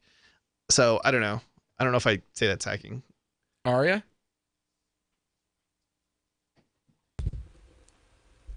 Okay. I'd really have to read the article to really try to get at what they were saying. Getting it across to me orally didn't really. What the guy from My Ethereum Wallet said was that they were dealing with the hackers were apparently, quote, large enough to do a DNS poisoning attack on Google's public DNS servers, which made it cache a malicious IP address for myethereumwallet.com. But the percentage of people out there who are using Google's public DNS service is going to be pretty small. I mean, most people are going to be using Comcast or AT&T's. And I can't imagine too many people, messing around in Ethereum are using Google's DNS servers. I'm sure some are. It was enough that they were able to rip off $150,000 in a little over an hour. Basically what this amounts to is all those technical people who thought they were smarter than everybody else because they went and they changed their DNS to use Google's DNS, which seems silly because Google's tracking everything, so why would you switch to Google's DNS?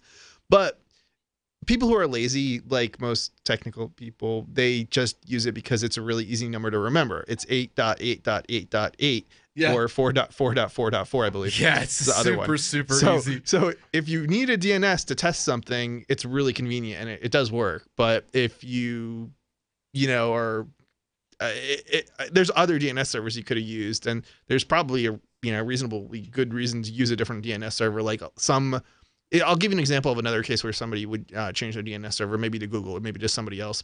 In the UK, they do censorship, and they do it at the DNS level. So if you're in the UK or you're in Canada or you're in any of these other countries that have censorship filters, they're frequently doing it at the DNS level.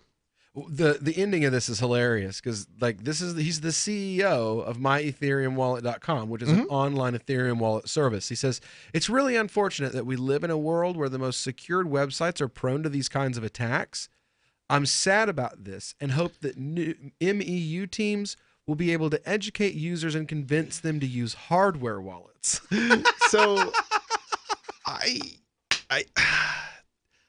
don't know. I'm the CEO of an online wallet storage company. You really should be using hardware wallets. Yeah. I would. It doesn't sound to me like they were hacked though. Like Ethereum was, Web Ethereum or the service was hacked. It sounds more. It's a DNS attack. It's not really the same thing. Yeah. So it's not calling it a hack. Free Press Publications is an independent, alternative media and publishing company founded in June 2009 with the mission of ensuring a free press for the freedom movement and is committed to spreading the message of peace, freedom, love, and liberty. FPP also gives new authors an avenue for publishing freedom-oriented material. FPP brings you daily news and commentary on the website fpp.cc, as well as a daily 5-minute newscast, FPP Radio News, and weekly news, views, and commentary in the FPP Freedom Minute and Peace, Love, Liberty Radio at fppradio.com, and the monthly newspaper FPP News at news.fpp.cc. Find FPP online at fpp.cc. That's fpp.cc, as in Creative Commons. We've all heard about blockchain assets like Dogecoin, Ether, and Ripple. Bitcoin isn't the only player in the blockchain game any longer. And for those of us wondering how to get our hands on these digital assets, finally, there's a solution. Shapeshift.io allows you to buy and sell between your digital assets and Bitcoin instantly between your own digital wallets. I've used it with ease. Shapeshift.io. There's no account or email address needed. You send them the crypto you want to sell. They send back the crypto you want to buy. It's that easy. Shapeshift.io. On Free Talk Live, we're bringing people to the ideas of liberty every day. From wrestling superstars like Glenn Jacobs. You guys really are having an impact, I believe. Like I said, a lot of where I am now is due to listening to Free Talk Live. You changed my mind on some very important issues years ago. To random people tuning in on the radio. I was kind of stuck in the left-right paradigm. I heard your show by chance on a Saturday night. From there, I went on, joined the Free State Project, and become an amplifier. So, I mean, that's really the reason why I amp is because I know that if it wasn't for you guys being on as many stations as you are, I never would have found the ideas of liberty. Your amp will directly change more lives by getting Free Talk Live in front of people looking for talk radio online and on the air. When you amp Free Talk Live, you get perks like access to the AMP-only Facebook group and AMP podcast. Visit amp.freetalklive.com. Some of you asked, and now we've delivered. LRN.FM's live Keene, New Hampshire studio shows are now streamed in HD on Twitch. Visit our channel at twitch.lrn.fm and give it a follow. If you have Amazon Prime, you get one free subscription on Twitch. If you use it on our channel, Twitch will give LRN.FM a monthly piece of your Prime subscription cost. So please watch, follow, share, and subscribe to twitch.lrn.fm. That's twitch.lrn.fm. The Free State Project has reached its goal of 20,000 liberty lovers who've pledged to move to New Hampshire and get active to achieve liberty in our lifetime. Perhaps you're trying to figure out what part of New Hampshire should be your destination.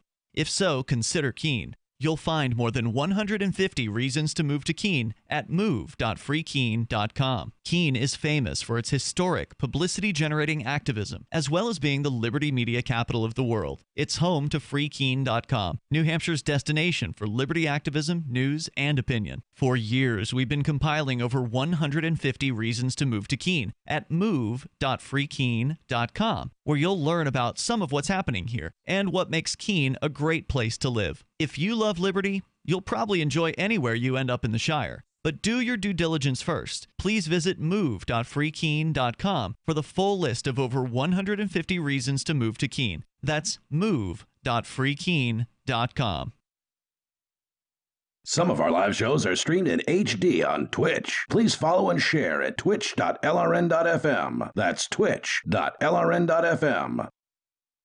You are listening to the Crypto Hour, brought to you by Helium.com, on the call to freedom on LRN.FM. أنتم تستمعون إلى The Crypto Hour، يقدم إليكم برعاية Helium.com على برنامج نداء للحرية على LRN.FM. Live from the Verticoin studio, this is the call to freedom. It's the Crypto Hour, brought to you by Helium 47 here on LRN.FM. When you kill the faucet, you color 5 to get some free coins. This is the call to freedom. That's right. Welcome back here to the Call to Freedom here on LRN.FM. We're in the middle of our Crypto Hour, and we've been talking about, about a DNS poisoning attack that cost Ethereum holders at my Ethereum wallet this morning about $152,000. I don't know where the 7 came from. But around that same time, there was another big story in the tech world. Now, we covered Twitter and Facebook are going to be censoring cryptocurrency advertisements and such. But guess what? Well, about 7 o'clock this morning, Facebook released its full list of all the things it will be censoring. And boy, is it a big one. 27 pages worth. Wow. Yeah. So, see here. This is coming from the Los Angeles Times. Says the most challenging issue for Facebook Inc. is its role as the policeman for free expression of its 2 billion users. Wait a minute. Right? I was under the impression that free expression didn't have police. Yeah, you don't have a private entities censoring content. That was the job. So, private entities that we voluntarily sign up to use. Right. But the whole idea is that that has been being argued for by internet service providers has been that hands off. They've taken a hands off approach, saying we don't want to be responsible for censorship. Now all of a sudden they're going to get heavily involved in it. That just doesn't make any sense. Well, I guess they figured, since everyone is, clamoring for censorship, they might as well be the ones holding the power to do it. Is everybody clamoring for censorship? Because I certainly know I'm not. Well, everybody is obviously hyperbolic, but I mean, yeah, across the internet and across Facebook in particular, people are crying out. Everybody wants to do something about fake news, and everyone's understanding of fake news is, whatever I don't like. I mean, it is. And everybody wants stories that were to silence everyone who is saying those things. Who will point at stories that they disagree with and say that is fake, with 1,000 pounds of evidence that prove that it's real, and then defend completely fake nonsense because it validated their worldview. And I'm talking left. Matt, what was that? Oh, somebody who said that Hillary wasn't trustworthy. No, that Julian Assange wasn't trustworthy. He was a Russian apologist, a Russian bot tool. Yeah. Because Hillary said so, and she was trustworthy, and this person couldn't believe any claims without evidence. That's the mindset we're dealing with. Oh, you mean Hillary, who was over the State Department that was actively seeking to undermine, arrest? They were in pursuit of Assange while Clinton was in office. Yeah. Couldn't think of why he would possibly have any kind of a personal vendetta against Hillary Clinton. I mean, she only spent like 6 years trying to brand him publicly as a pedophile so that the countries that were offering him extradition-free, sanctuary would throw him out. Yeah, and it's You know? funny because there was like no basis for the claims. None at whatsoever. all. But the U.S. that didn't stop the U.S. government from spouting it every time they got the opportunity. But they do that. It was the official line of the Obama administration. They do that. They use sex as this huge taboo to basically destroy people. And there's half the time there's not even a trial. There's no evidence. While simultaneously jumping on the don't slut shame bandwagon. It's so slut shaming is wrong. You mean like they did? Yeah, exactly. Slut shaming is wrong. Well, unless it's good politics to help me get elected, then slut shaming is totally okay, particularly if we're slut shaming males. Yeah. Because slut shaming females is wrong, but yeah, to call a man it's wrong now. It wasn't 20 years ago. Yeah, it wasn't 20 years ago. It's wrong now. But sign of the times, man. Slut Well, shaming she was man, against though, on gay the marriage other as hand, well. That's empowerment. So we're back to that whole double. Anyway, that doesn't really have a whole lot. Well, it kind of does have a little bit to do with what we're talking about here. But says the social network is finally going to open up about its decision making over which post it decides to take down and why. On Tuesday, this morning, about 10 hours ago, the company for the first time published a 27-page set of guidelines that it calls its community standards, which gives. I mean, isn't that always it though? It's always standards. It's not these are the strictures that we use to censor people. These are the guidelines. This is the guidelines that they give to their workforce of thousands of human censors. It encompasses dozens of topics, including hate speech, violent imagery, misrepresentation, terrorist propaganda, and disinformation. Facebook said it would offer users the opportunity to appeal Facebook's decisions. Anybody ever won a Facebook appeal? Hell, anybody ever gotten a response to a Facebook appeal? Dude, it took them 6 months to fix my ability to create Facebook ads. And that was me trying to give them money to create ads. I mean, that's what they do, is sell ads to people. And it took them 6 freaking months. This is the exact reason I'm not on Facebook, and I never got on Facebook in the first place. I just knew this is where it was going. It's the same reason I try to avoid Google and Google products, or Apple and Microsoft products. When you centralize around a single entity, you end up getting screwed later. Well, yeah, because then the government has one company they can go to and put pressure on, or pass laws, and that's what you've got here. We need more decentralization. This is why libertarians are big fans of cryptocurrencies, and they're big fans of things like. And they're not big fans of Coinbase. Right. Exactly. Or Ripple. Exactly. If you can. There's a lot of people who are not on exchanges that use cryptocurrencies explicitly because they're a point of failure. Mm-hmm. They're a point of, we're going to go. For example, IRS went after, I forget what exchange it was, but they basically, they tried to get, what was it? Kraken. There was another one. Kraken. New York, the state of New York and the IRS went after Kraken, and Kraken told him to go piss up a rope. There was another one, though, in the U.S.-based exchange, I believe. Coinbase? Was it Coinbase? They went after too? There was the one that they actually gave up information, yeah. Yeah. Well, they ended up getting, I think it was, only people over who did more than $20,000. Yeah, that was Coinbase. Yeah. But so glad I never got approved there. Still, right. I mean, if you've done a lot of cryptocurrency, buying or selling or trading or whatever, you're going to end up with a thumb over you. Even if you didn't do anything illegal, even if you reported everything on your taxes, maybe you didn't report it quite right, but you still reported it or whatever. Why should it be that somebody who has a bank account and does everything right, they're scot-free, but if you use cryptocurrency or you use cash, you have the thumb is right on you. It just doesn't. It's so wrong. Coinbase isn't crypto, man. Coinbase is not crypto. So anyway, when we get back, we're going to continue on. No, but it's a gateway drug to crypto. Right. We're going to continue on with more on Facebook's new censorship guidelines. All 27 pages of it. When we get back here on the Call to Freedom on LRN.FM.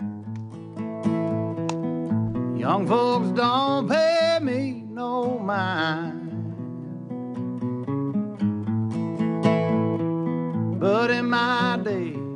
I sure was something.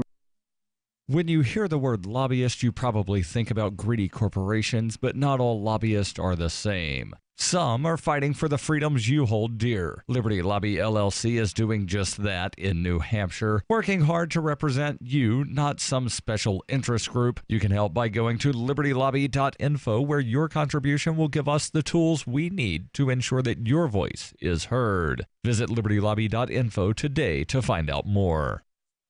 This is Michael Dean from the Freedom Fiends. I've run websites since 1996 and have used over a dozen web hosts in that time.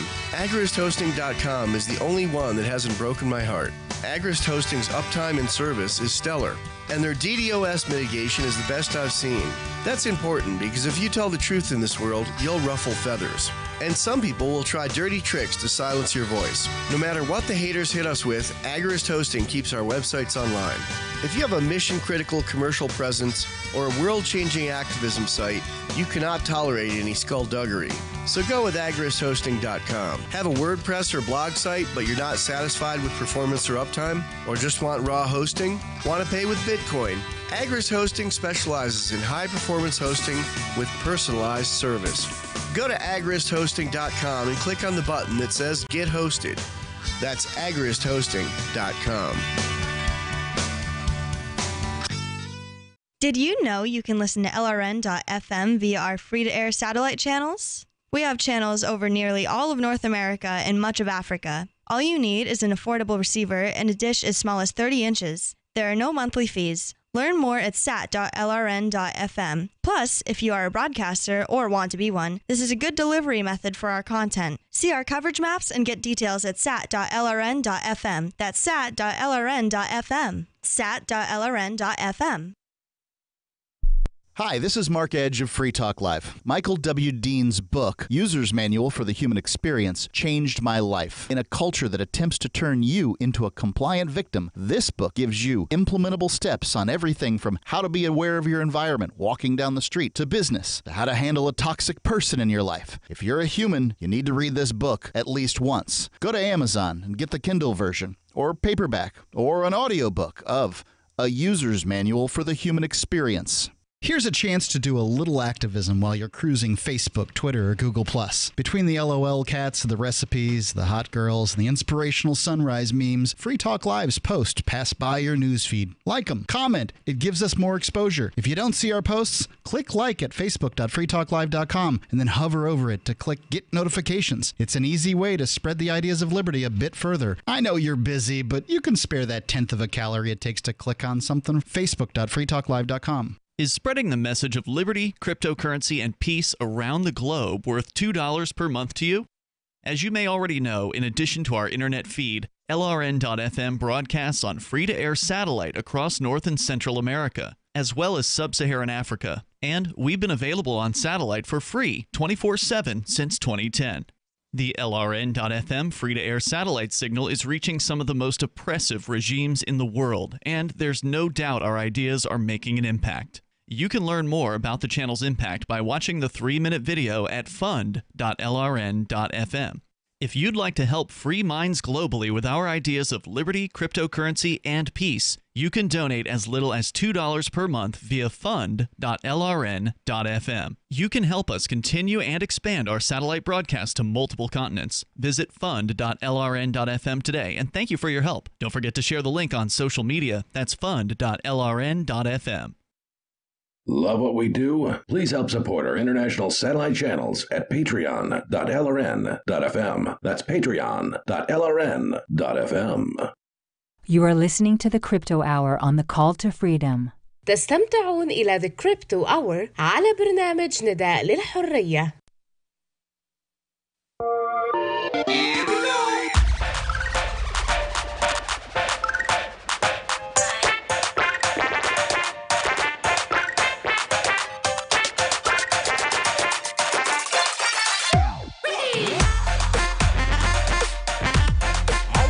Welcome back into the Call to Freedom here on LRN.FM.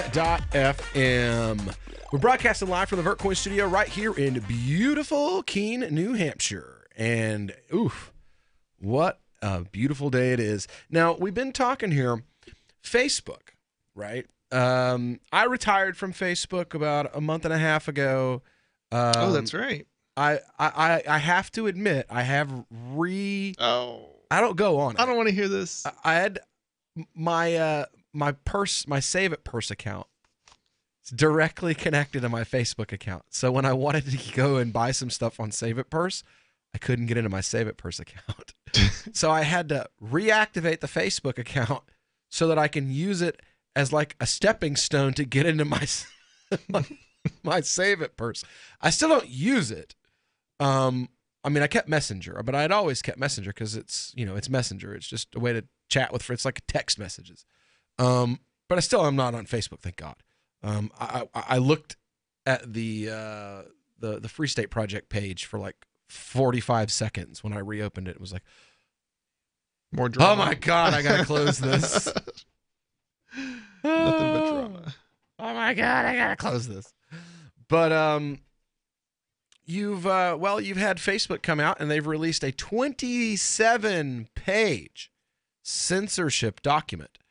Now, what Facebook says, their head of global policy management has stated, right? We want people to know our standards and we want to give people clarity. We're trying to strike the line between safety and giving the people the ability to really express themselves.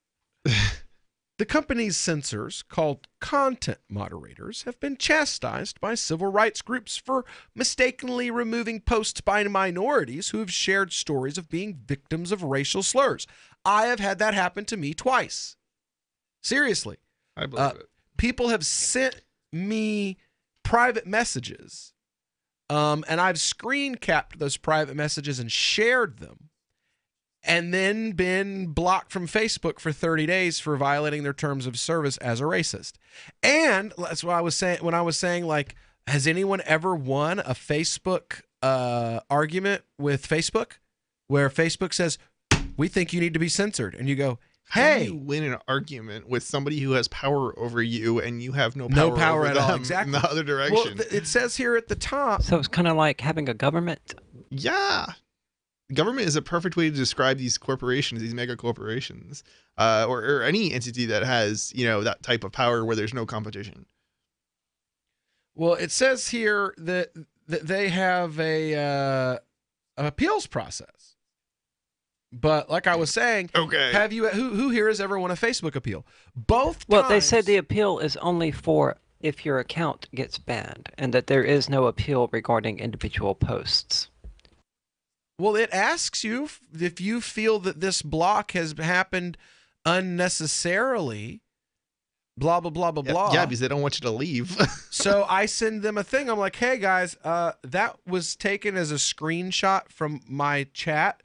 That was something someone said about my wife. We were mocking these people for being racist toward me and my family. And I literally didn't even get a response and just had a 30-day ban. And it happened twice. Once with a post that was over a year old. So that means someone went to my page and spent at least an hour scrolling, looking for something that was reportable. Yeah. That's some serious time that I'm written in your head, yo, for free. Like, you don't charge me nothing at all for that space. You should charge me. I should be paying you at least $25 for all the space that you give me for free in your life. If you spend an hour of your life looking for something on my Facebook page to report, you got problems because I am nobody. Oh, Lord. Goodness. But let's see here. Okay, let's see here. I mean, the part where they openly admit to censoring images that contain the female nipple. Mm-hmm. Oh, I know people really who've gotten kicked or, I don't know, punished for it in some way. Was it Derek J, I think? Images of female nipples are generally prohibited. The exception are made for images that promote breastfeeding or address breast cancer. Including those depicting acts of protest, such as, the protest of this insane restriction that women aren't allowed to show their nipples. So what you do is you go and you go to Pornhub, right? and you take a screenshot of one of those like 5-girl gangbang action type videos, right? You take a screenshot of that, and then in the bottom corner, you put a Susan G. Komen pink ribbon. Boom. I am doing that right now. I can only imagine It's somebody. breast cancer awareness, yo. Yeah, I can only imagine somebody coming. You just write "Save the Tatas" on it, and boom, is there a porno way to becomes. Is there a way to do a gallery on Facebook? Because I can just imagine somebody like getting You can all make an these album. nudie pictures Yes, together. yes. As long as you and write having a "Save the Tatas." Yeah. I am doing it right now. No joke. Hashtag October surprise. Hashtag Save the Tatas. Hashtag I love boobies. As long as you put the pink Susan G. Komen, the most tasteless, disgusting, back alley shot amateur porn is suddenly breast cancer awareness. Thank you, Facebook, for telling all the perverts out there what are your loopholes. Let's see here. What else? Oh, yeah, that was something that you mentioned that I also think is pretty crazy. This originally was a 1-page document. So what happened? Crybabies. Triggertarians, people that need a ambulance. I want to know, is libertarian on the list by any chance? Triggertarians, yeah, Triggertarians, right underneath SJW liberals. It probably should just list libertarians right in the censorship list, so it's all clear. Like I just know so many libertarians who have had problems with Facebook. I really think they should just list libertarian. I mean, it would make a nice clear line for for us. Right.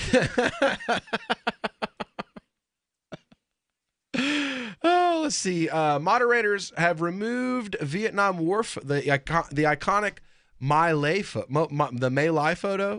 photo from of the child fleeing a napalm attack because the girl's nudity I think violated the terms of service. The photo was restored after protests from news organizations.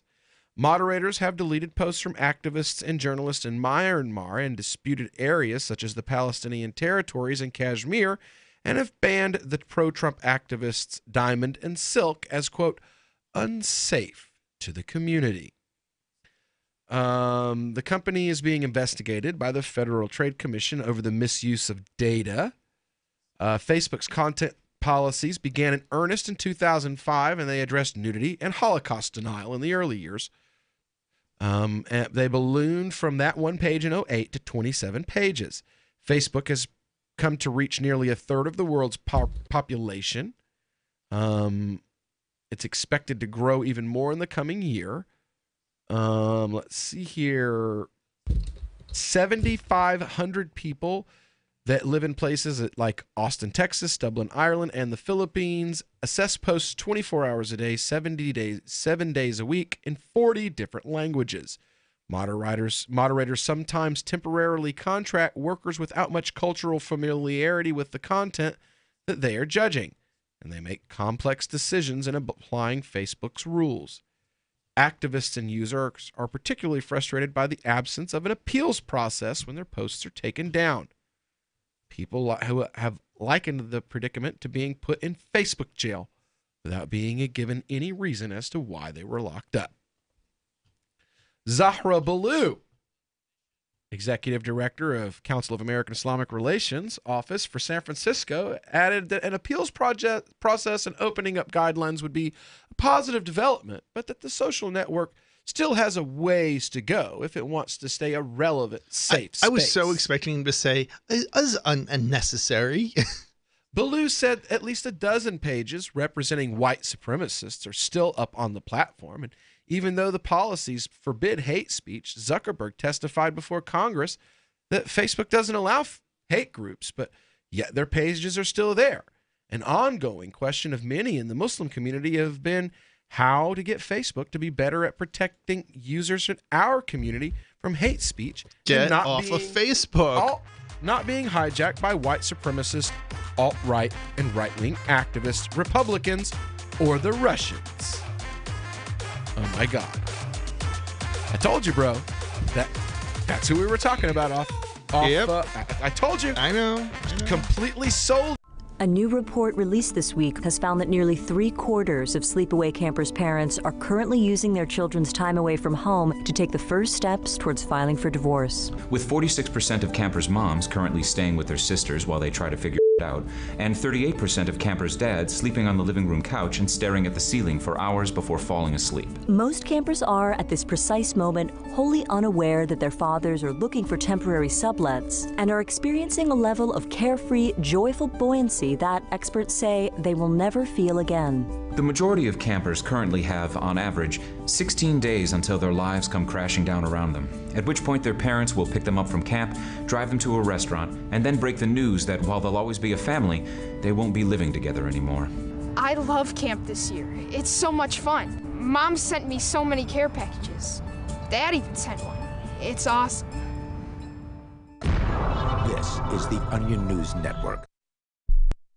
Now that you've found the Liberty Radio Network at LRN.FM, you may want to help expose others to our great programs. To assist you in doing so, you'll find resources at promote.lrn.fm, including details on how to get a free bumper sticker, quarter-page flyers you can print out and distribute, banners for your website, as well as files that will allow you to make your own custom banners and graphics. Visit promote.lrn.fm and help bring new listeners to the Liberty Radio Network. That's promote.lrn.fm.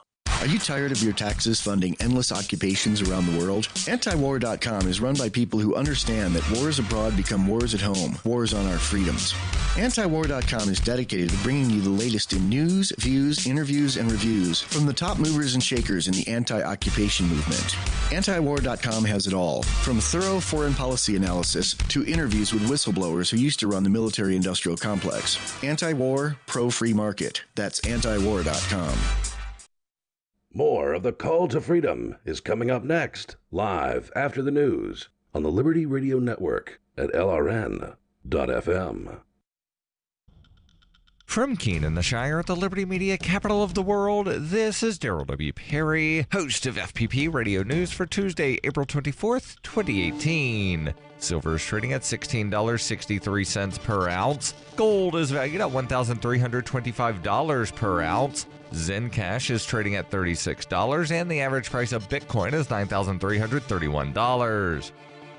Antiwar.com reports CIA Director Mike Pompeo is on track to become the next Secretary of State after the Senate Foreign Relations Committee voted to approve him 11-9. All Republicans voted in favor, and Senator Chris Coons voted present. Senator Rand Paul was the real deciding vote, having switched sides after opposing Pompeo. Democratic Senator Coons had also initially voted no, but changed to present as a courtesy because Senator Johnny Isakson was not present and voted by proxy. Isakson's vote would have made it 11-10, but only 10-10 among present voters, which would have forced Isakson to drive back from a funeral for a second vote. Paul's change was a surprise to almost everyone. However, Senator Paul cited multiple conversations with President Trump. During the meetings, Trump assured him that he believes the Iraq War was a mistake and that the U.S. must leave Afghanistan, and that Pompeo agrees with him. President Trump has publicly expressed these positions in the past. Despite that, he's done nothing to end either of the wars. In fact, President Trump announced in August that he'd changed his mind on Afghanistan since becoming president. He said this in the process of announcing a substantial escalation of that war. Paul's reversal prevented Pompeo from becoming the first nominee since 1925 to not get the Senate panel's approval. Without Monday's vote, it was also very likely that his nomination would have failed outright, while now it appears certain. Are you an advocate for free market money? Do you promote Bitcoin as an alternative in a fiat-centric world? Then you need Spendabit in your arsenal, the search engine for things you can buy with Bitcoin. Spendabit aggregates millions of products from thousands of Bitcoin-enabled merchants. Keep your money in the free economy. Visit spendabit.co today. Bitcoin merchants, ask about our merchant suite to reach even more customers. Spendabit.co. UPI reports a former Texas Juvenile Center employee who stole $1.2 million worth of fajitas was sentenced to 50 years in prison for theft by a public servant. Visiting State District Judge Manuel Benales ordered the 50-year sentence for Gilberto Escamilla, who admitted to using taxpayer money to buy fajita meat and sell it for profit while working as a purchaser for Darrell B. Hester Juvenile Detention Center. An audit report revealed Escamilla managed to shave $1,251,578 from food purchases for 9 years undetected. Escamilla was arrested in 2017 after $800 worth of fajitas, which the facility does not serve, were delivered while he was away from work at a doctor's appointment. Escamilla said in his testimony, "It was selfish. It started small and got bigger and out of control. It got to the point where I couldn't control it anymore." Cameron County Assistant District Attorney Peter Gilman asked the judge to issue the lengthy sentence to prevent other public servants from committing similar acts. Gilman said, "We feel a strong message should be sent." For over 40 years, Roberts & Roberts Brokerage has been a trusted source for buying and selling precious metals like gold and silver. And as a Bitcoin-preferred business, Roberts & Roberts Brokerage has removed the minimum purchase amount for all orders paid in the digital currency. Call Roberts & Roberts Brokerage today for knowledgeable advice on buying and selling precious metals and a forward-thinking approach to new technologies. 800-874-9760 or visit online at rrbi.co.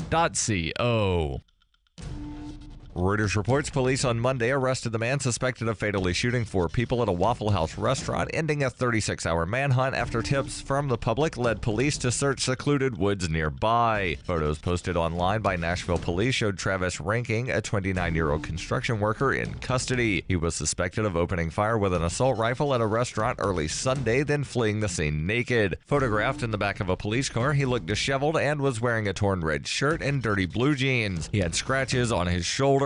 No motive was known for the attack that sent shudders throughout one of the biggest cities in the U.S. South and stoked a simmering national debate on gun control. More than 150 city, state, and local law enforcement agents searched for the gunman, who has had a history of bizarre behavior, delusions, and multiple encounters with authorities, including an episode in Washington in July 2017 when he was arrested for trying to get into the White House, according to police reports. Tips from people in the neighborhood helped lead police to search through the woods about 2 miles from the restaurant using sniffer dogs on the ground and aircraft overhead.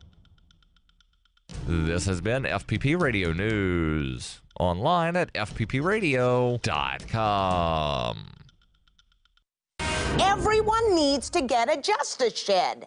So you have a place to throw that little juvenile delinquent you caught loitering out on the street corner. This is not rocket science, people. I just call up my neighbors, Frank and Terry. We get out there with baseball bats, fishing nets, and we knock that suspect out. And we toss him in our justice shed. We just start dealing out some shovel beatings.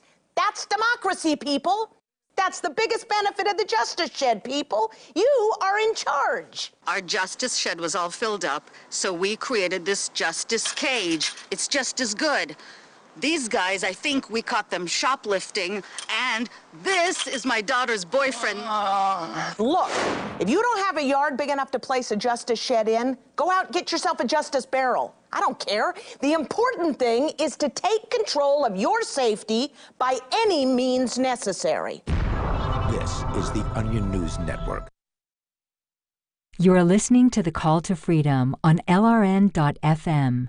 تستمتعون إلى برنامج نداء للحرية مباشرة على LRN.FM.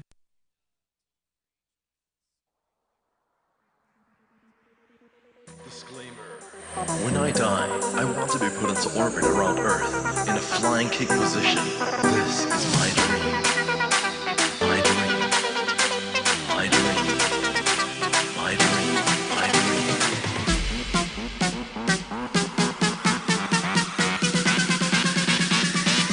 This is my dream.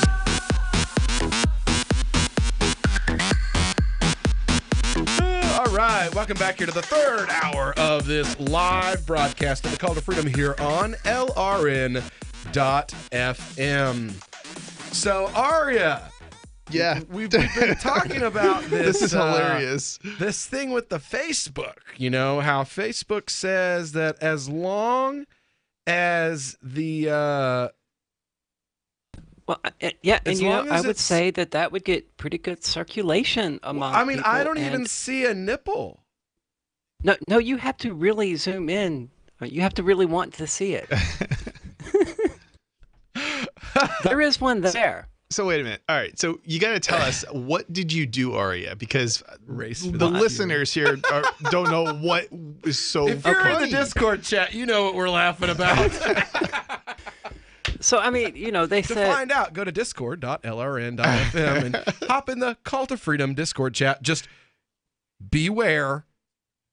These are not child. This is not child friendly. Oh, that's true. I probably Fun should've with put in the Not Facebook Safe for Work censorship channel. guidelines. But yeah, so Will threw out this idea, right, of, hot lesbian porn with the Susan B. Komen ribbon down in the corner. So I made one of exactly that. And Googled lesbian porn, found 2 hot lesbians sucking each other's breasts. And good use of my time here on the show. Added the ribbon to it and posted it on Facebook, and not 10 seconds later, I was being forced to act like a little child. Do you understand what you did wrong? Wait, is that what that comes up when you post something that's not permitted? Yeah, it was. That's please what I- review our community guidelines, and then here's a bunch of your pictures. Please select the ones that are not appropriate. I would press no. I don't understand. I'm never not in the mood for hot. Well, I flagged it and said, it's not inappropriate. It abides your community standards. I mean, it promotes breast cancer awareness. And I have Yes. to say, it probably does that job pretty well. For real, like it's better than any pink socks and gloves at a football Right. game, Yeah. All that ever does is piss off football fans. Why are the Jets wearing pink uniforms? Their color is green and silver. I mean, I don't know. I don't Pornhub really should care, take some of the Verge donations that they're getting, from not donations, but some of the Verge payments that they're getting, and donate it to Susan some G. sort Komen. of breast cancer treatment thing, so that we have more lesbian porn. You could put a little. That's how Susan you. G. That's how you create Komen. breast cancer awareness, and that's how you cure it. Well, yeah, you put the Susan with G. lesbian Komen porn. watermark in the bottom right-hand corner of all lesbian pornography from here on out. I wonder how they're actually detecting that, like that it was against their terms of because that was automated, right? It Well, had to no, have like they're saying, like there's literally 8,000 Thousands. people, Yeah. 24 hours a day, 7 days a week, that look at everything that you post. No. Yes. Wait, so it Well, must I have picked imagine it up. images get images. All your images get immediately filtered. glanced at, and you can see something out of the corner of your eye. And That's go, what "Ooh, Facebook that's a lot of says. skin." I mean, Facebook's straight up admitting it in their thing. Like we've got It's- 8,000 but people, there's gotta be an 24 hours a automated day. process to pick out which ones to look at first if it's blocking it that fast. Well, I'm sure they do have some kind of filter that says, "Hey, this appears to be a lot of skin. We need a human to Right. look at this one first." I'm I sure have they to do. wonder if they even have that though. Like, I mean, I wonder if they even have somebody looking at that picture. I Like a facial recognition software that looks It for happened something almost that looks immediately. like boobies. I mean, you said 10 seconds. I think Was it there's a actually good 10 chance it seconds, was or automatic. Yeah, that's what I'm wondering. Like 10 seconds is like they were listening to the show. Yeah, right? I mean, exactly. Did you post it in Messenger before you posted it on Facebook? Yeah, I posted in Messenger. Yeah, but the NSA had already called him and was like, "So he's about to troll. Just block this as soon as it comes through." well, I wasn't sure I wanted to throw that on the Discord server, but a treat for our fans.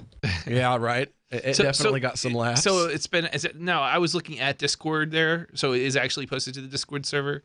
Yeah. Okay. It is. It'll be Yeah. interesting to see what happens There on it is. Discord. I think a Discord does this. Oh, well, looks it's like she doesn't self-policed by have the one. LRN FM studio. I really don't think they're going to care. No, not really. There's no 3-year-olds here. It's not like poor Chelsea who's like tutoring a 3rd grader, and she looks over and there's the Susan G. Komen with a titty in its mouth. Like. But Discord is considers your chats to be like private, right? And they don't monitor any of it. Yeah, it's a corporation. Yeah, I know it's a corporation. Isn't it? But Isn't it a corporation? It's in Korea, isn't it? I have no idea. I know. servers Oh, for maybe it's Discord are in No, Korea. I think I'm thinking of Telegram. Discord is Korean. Telegram considers it. Well, no, because okay, so I don't know if you guys saw in the news here recently. Messenger.kim.ung.un. I believe it was Telegram. Yeah, it's. No, you're way far away. You can't hear me? I mean, I can hear you, but you're. It seems still too loud when I'm this close. Okay. Oh, that's my problem. So Telegram here recently came out saying that they won't censor content in their chat rooms because they consider them to be private, which I think was interesting. But that's why I was wondering about Discord.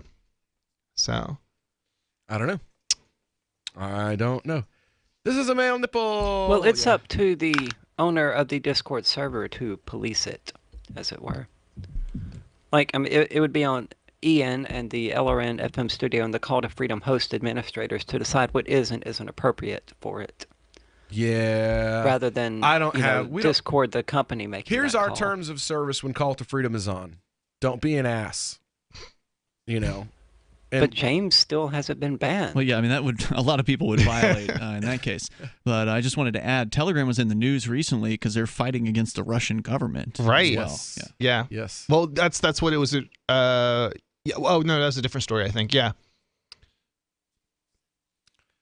I don't know, but yeah, it does look like it. Singularity is no longer on the server. Oh, really? Somebody left the room for it? No, they're saying something about Singularity was banned for doxing James. I mean, No? technically, yeah, Singularity did. But I he didn't really wasn't look banned- at it that way. But he wasn't banned by us or anyone in the LRN studio. He quit because we haven't banned James. He quit in protest. He quit in protest. Fair enough. Whatever. Take my ball and go home caucus. Yeah. Whatever. Libertarians. Libertarians, triggertarians, yeah, Anyway, but yeah, so Facebook is censoring the hell out of your data, whatever you want to post. And our troll queen herself, Miss Aria DiMezzo, has decided that she would test those waters. And bro, the picture that you posted in the Discord chat, she doesn't even look like she has a nipple. So yeah, I it's like the exact same color as her breast. So is Facebook only banning pictures with nipples or any kind of nudity, or is it just nipples or female nipples? Female nipples. So I assume you can show the female butt as long as you don't get the actual butt part of it. I'm going to test that right now. Okay. I'll get back to you after the next break. Are they still letting you post? Yeah, after I did the stupid yes, I understand what I did wrong thing. Okay. Says Baloo herself was censored by Facebook 2 weeks after the Trump election when she posted an image of a handwritten letter mailed to a San Jose mosque and quoted from it saying, quote, "He's going to do to you Muslims what Hitler did to the Jews." And of course, she's saying that the solution to her being censored for that is we need more censoring. We need Facebook to censor more people, take people that she disagrees with, and get rid of their Facebook pages, because Facebook is supposed to be a space where everyone agrees with you. Wait, what? Well, I mean, Will I have a better idea? Not compute. For real, yeah. She used to be married to like one of the biggest names in the libertarian community, and she can't understand simple things like, yeah. So yeah, there you go. I mean, isn't it? Yeah, right. And I'm just absolutely speechless. Yeah, radio is the most personal of mediums. I exist right now in your head. If you listen to Free Talk Live regularly, you know me. Free Talk Live is on more than 160 radio stations around the U.S. and has been downloaded on every continent around the world. Hundreds of thousands of listeners with ad packages from $600 a month to $6,000 a month. Imagine what we can do for your business, project, website, or idea. Email me, mark@freetalklive.com. Since time began, tyrants have taken aim at personal liberties. Now there's a movie that aims back. The government has no more right to tell us what to put in our bodies than they have to take our guns or tell us what books we can read. 6 drug police were eaten by bears while raiding a marijuana farm. On your knees, you dirty hippie! Jesus. On your knees! What's the problem, officer? Today, many cops who enforce pot laws do so only because it provides them with cushy jobs, good benefits, and a chance to push people around. I was an undercover narcotics officer. The drug war is nothing but a farce. The Second Amendment says you gotta keep you and your gat intact. Guns and Weed, The Road to Freedom. A film by Michael W. Dean and Nima Vadadi. DVD available now at gunsandweed.com or on Amazon. That's gunsandweed.com. Makes the perfect gift. Remember, that's gunsandweed.com. LRN.FM is proud to announce our official listening apps for Android and iOS devices. Now you can easily tune into our streams anywhere, anytime on your smartphone or tablet. Just visit apps.lrn.fm Or search for LRN.FM in the Android or Apple app stores. Please download, rate us 5 stars, then share the link on your social media, and let your friends and family know how you're listening to LRN.FM. Download it now, free, at apps.lrn.fm. This Your Family Today tip is brought to you by Nesquik. Try Nesquik 4-packs, perfect for lunches and great for kids on the go. Look for it in the juice aisle. Snack time is a great chance to sneak extra calcium into your child's diet without making him feel like he's eating something he doesn't want. Serve up dairy-rich foods like smoothies, flavored milk, frozen yogurt, and string cheese. He'll love the treat, and you'll love knowing how good it is for him. For more tips like these, visit us at parenthood.com/yourfamilytoday. There are lots of ways to listen to Free Talk Live. Our podcast has been around since podcasts began, and now the FTL feed is loaded with content besides our full show archives. Did you know that we make it easy for you to customize your podcast subscriptions? We have different feeds, one that includes only our full shows, one with just the Daily Digest, and one with just the Edgington Post. You decide what you listen to. It's quick and easy to customize your feeds at feeds.freetalklive.com. That's feeds.freetalklive.com. The warning signs. At first, he made me feel special. He promised he'd look after me, provide for my future. He broke every promise he made. Millions of Americans afflicted. I was ready to leave, but he told me he'd change. So I gave him another chance. I was such a fool.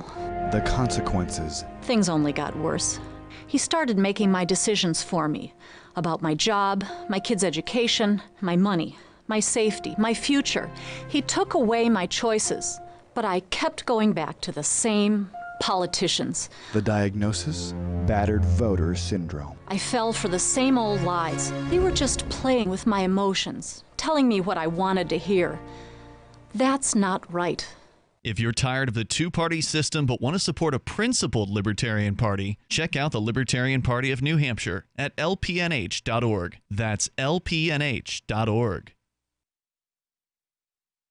This is the Liberty Radio Network, broadcasting the latest liberty-oriented audio content 24 hours a day at LRN.FM. You are listening to the Call to Freedom on LRN.FM. आप सुन रहे हैं स्वतंत्रता की पुकार सिर्फ और सिर्फ LRN.FM पे।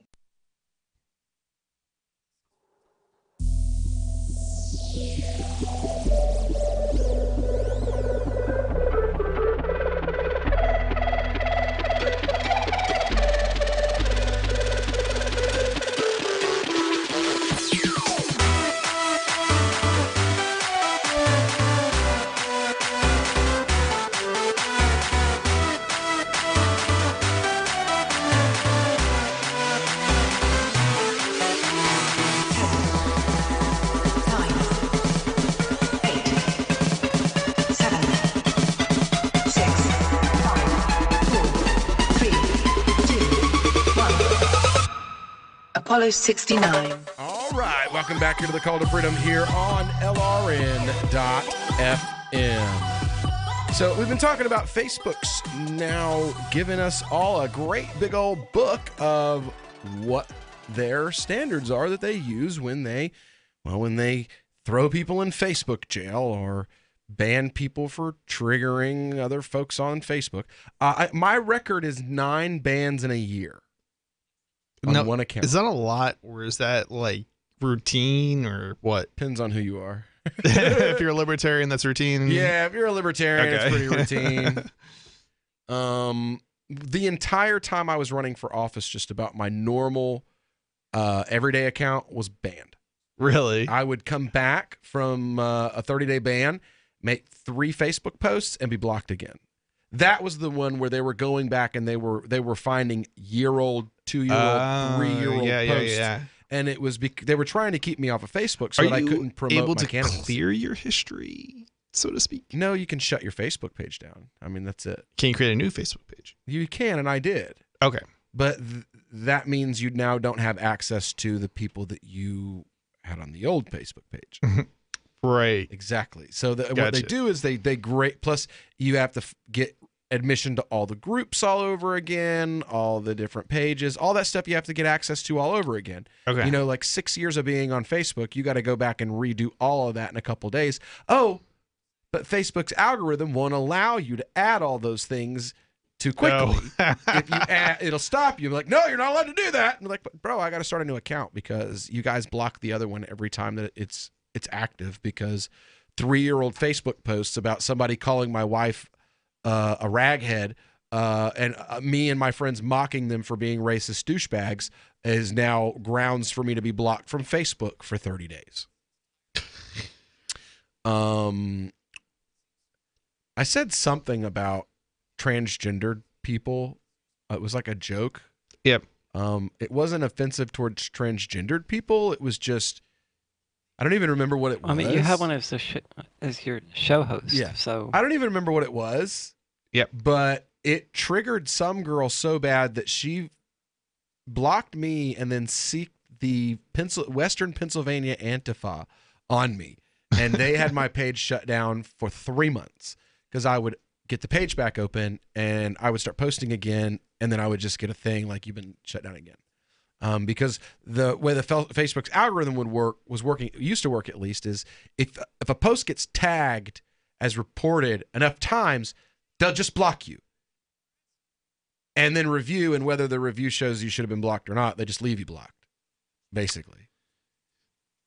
This is why I was saying, like, do they really review it? I'm kind of skeptical on that front. Well, this says here, it says Facebook's content moderation is still very much driven by humans, but the company also uses technology to assist in its work, using software to identify duplicate reports, a time-saving technique for reviewers that helps them avoid reviewing the same piece of content over and over because it was flagged by many people at once. Software also can identify the language of a post and some of the themes, helping the post to get to the reviewer with the most expertise. The company can recognize images that have been posted before, but it cannot recognize new images. For example, a terrorist organization reposts a beheading video that Facebook already took down. Facebook systems will notice it almost immediately. But it cannot identify new beheading videos. The majority of items flagged by the community get reviewed within 24 hours. Let me get this right. Facebook is promoting beheadings. Copyright at a 99% accuracy. That's still a lot of You know what I find kind of humorous is Facebook has kind of become like, instead of having a children's section, it's like, oh, we have to apply the rules to everybody, when really... There is no. What do you mean children's section? You can't have a Facebook page if you're under the age of 12. Well, I know, but they treat everybody as if they're like, right, exactly. And it's like Porkfest, because there are 12 to 14-year-olds at the event, we have to act like it's elementary school now. It's ridiculous. I'm sorry, but like... You like what I did there, huh?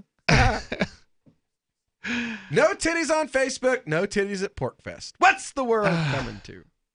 I'm sorry, but it's nudity. It's not even the taboo stuff. Oh, yeah. I love it when these parents, they come up to me and they're like, what do you mean you've got a problem with them making people put clothes on at Porkfest?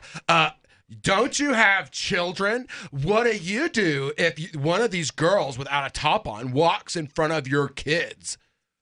My wife breastfed. They've seen titties before. Well, but those are their you would think mother's that people weren't titties. Aware that those weren't some strange woman. It's like, well, I'm a libertarian, so I raise my kids like a libertarian. If my kids see something and they're like, Daddy, why does that girl not have clothes on? Then you wouldn't even have to explain it. I do this thing. There was a healthy sexual expression in America, but we don't have that. Well, I do this thing that people used to do a long time ago. We do, but it's called so under the radar. It's called parenting. I mean, your neighbors next door are almost certainly perverts. I mean, it's a brain buster of an idea, but how about you're a parent, you're the adult, it's your job to explain these things to your kids. I'm going to explain something to our listeners, and I'm sure a good portion of our listeners are already aware of this. But for those who are not, for the 1% of the 1%, I don't know. They may not be hearing it. They're reporting that the stream stopped. Oh no! Really? One person did. Well, maybe it's just their computer. Which stream? Good question. Yeah. Is it the stream on anyway. So yeah. Carry on with what you're saying. Yeah, And so I'll try to find for out. the 1% of the 1% who are not aware of this, in Europe and even in the United States, I believe, there are beaches where kids and adults mingle, and there are naked people. No. Yeah. I bet. I mean, we are born naked. The thing that requires explaining is why everybody runs around wearing clothes. Again, it's back to, I got a brain buster of an idea. If your kids see a naked person and they ask you why they're naked, be a... Why did you move to the Shire? I moved here to the Shire because there's other people around who take liberty just as seriously as I do. I moved to the Shire because I saw videos of people challenging authority and thought that I could get support myself. It called to me, like, do this right now. I wanted to be around people like me who got it. And once I got here, I knew there was nowhere else that I wanted to be. I've always wanted to change the world. So I moved to the Shire to join people who were actually working towards doing the same thing. The people here are awesome, loving, and positive. It was for the adventure and for the feeling of something important is happening here. And I just wanted to come to sort of be part of that. Visit ShireSociety.com to read and sign the Shire Society Declaration and learn the reasons why, if you love liberty, you should immigrate to the Shire. Plus, add yourself to the Shire map at ShireSociety.com. That's ShireSociety.com. What do you shop for that you could otherwise buy at Amazon? Pretty much everything, right? Amazon has competitive pricing and they deliver, and that's a big plus. If you could plan ahead in your shopping, would you be interested in saving up to 33%? There's a catch. You have to do your shopping in Bitcoin. But imagine those savings. It's like a huge raise. All you have to do is go to SaveItPurse.com. We've saved thousands, and you can too. Plan ahead and save. SaveItPurse.com. So the protection of life, liberty, and property is what the Free State Project is all about. But it's an effort to move 20,000 people who understand. It's about demonstrating to the entire country that, yeah, we can have a free market, a truly free market. Making it just a freer, great place to live. It's the world's largest voluntarist libertarian community, and it's only getting bigger. That's amazing, to be able to move to a place where other people passionately believe in being free and independent. What the Free State Project is managing to do, though, is to put their money where their mouth is. It's physically getting up across the country and saying, let's go someplace and let's demonstrate the power of these ideas. There's a lot of kind of philosophy that surrounds liberty. There's a lot of thinking about it and talking about it. But here in New Hampshire, people are doing it. 101 Reasons Liberty Lives in New Hampshire, a documentary by Free State Project Early Movers. Watch it free at 101reasonsfilm.com. 101reasonsfilm.com. LRN.FM now has a Discord. Discord is a free text and voice chat platform, and we now have our own server with a bunch of channels at discord.lrn.fm. You can join other listeners as they chat about various things during our live shows, or anytime, day or night. Discord software is available cross-platform, so you can have it on whatever device you want and take your chats anywhere. Join our Discord at discord.lrn.fm. That's discord.lrn.fm. There is no such thing as attention span, according to Jerry Seinfeld, who figures that people have an infinite attention span if you are entertaining them. Hey, he's kept us from channel surfing for several decades, and now he's making more millions as a Las Vegas headliner. With money and attention so scarce now, effective communication skills have never been more important, especially if you're looking for work. So choose every single word as though it was the last word the person you're speaking to will hear. Otherwise, it might be. Avoid redundancies such as added bonus, advance warning, end result, prior history, or personal belongings. And avoid cliches like the plague. Just kidding. For more tips, hit survivalspeech.com. I'm Holland Cook.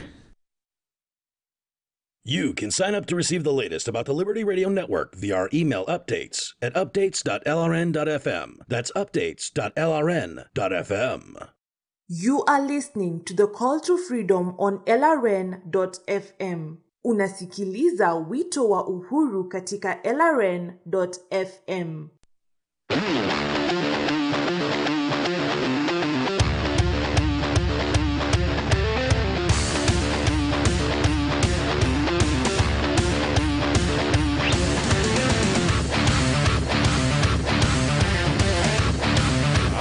Welcome back here to the Call to Freedom here on LRN.FM. So, you know what, guys? Let me tell you. And Facebook's not secure. We all know. No. They're selling all your data. And Facebook is probably the first place people realized this very simple fact. Your online texting, messaging, and communication is neither secure nor private 99% of the time. And that's why you've got stuff like CryptVisor. You see, today, there are so many tools in the toolbox that the state has in order to get access or shut down your private communication. They can subpoena information from businesses, get phone numbers, all that, all your personal data from them. Or they can go in, shut servers down, prevent you from communicating altogether. Well, you see, that's why CryptVisor is better. They don't collect any personal information. No names, no emails, no phone numbers. That way, if the feds come snooping around and asking for information, well, CryptVisor doesn't collect any to give. And servers, well, it's hosted by the blockchain. So unless you can shut down the internet or figure out a way to simultaneously shut down thousands upon thousands of nodes all across the globe, then you can't shut it down either. That's why I encourage you, go over to cryptvisor.network and, check out their advanced security options and their new CV Pay crypto wallet. Again, that's cryptvisor.network, your home for advanced secured communication. Now, Chris has brought another story in. This is kind of a funny haha story. Yeah. I watch tons and tons of British TV. It is kind of funny. It's like it's petty is what it is. Exactly. American comedy sucks, okay? And because American comedy is so touchy-feely, squishy, crybaby, I keep wanting to say the F-A-G word, but I know I'm not allowed to probably because of the FCC. So, but like they're just so whiny and mushy. And on the other hand, British comedy is totally the opposite of that. So I've gotten to where I watch tons and tons of British television because of the fact that you can actually be funny there. And Brexit is like the topic every day. Brexit happened like 3 years ago. They're still talking about it on television there every single day. Well, it hasn't taken effect yet. Yeah, I know. Hard Brexit, soft Brexit. Yeah. Maybe a poached Brexit. But it appears to be going forward, and now the European Commission has done something very interesting. So this article is from the Register, and the title of it is Europe dumps 300,000 UK-owned .eu domain names into the Brexit bin. I'm not sure if I've ever even visited a .eu site, this is what's kind of funny about this. Like, I've seen you're probably on a terrorist watch list. Lots of UK sites. There's lots and lots of co.uk sites, but .eu, never even. I don't know. Never. Me either. Yeah. Anyway, so that's why this is sort of funny and sort of petty at the same time. So Brexit has hit the internet, and not in a good way.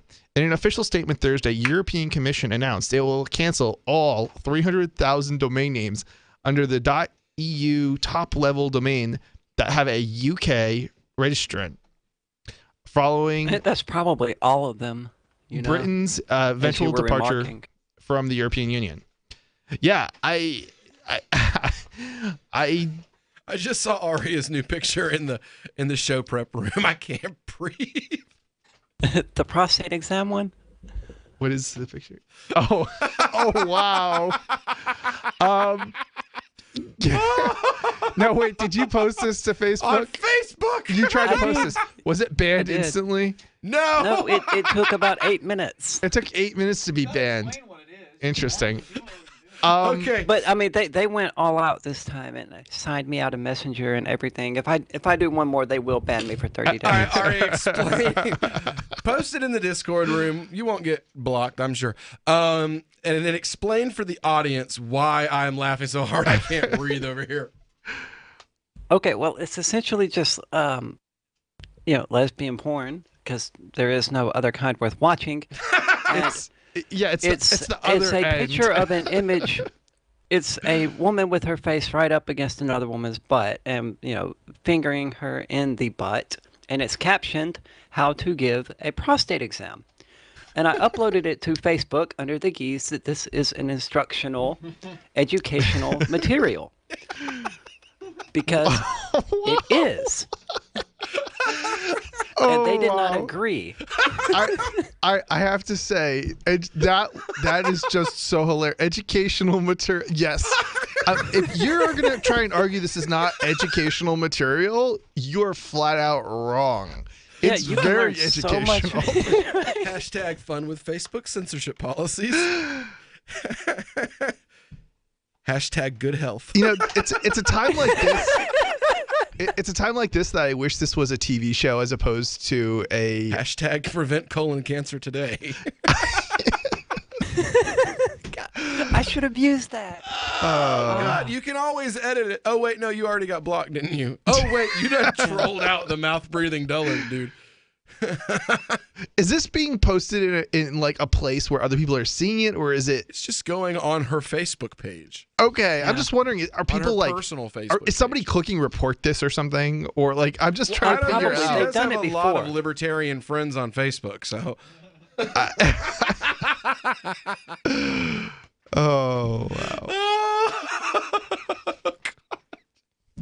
I wonder if there would be a difference if it was a different color skin. Oh, yes, Aria. Well, let's find out. Because what I Big black what I booties. understand. Okay, so the reason I bring this up is not because I'm a racist, but it has to do with the filters. Yeah. They're unable to detect black nipples because it's black and black, and they're instead of white and pink.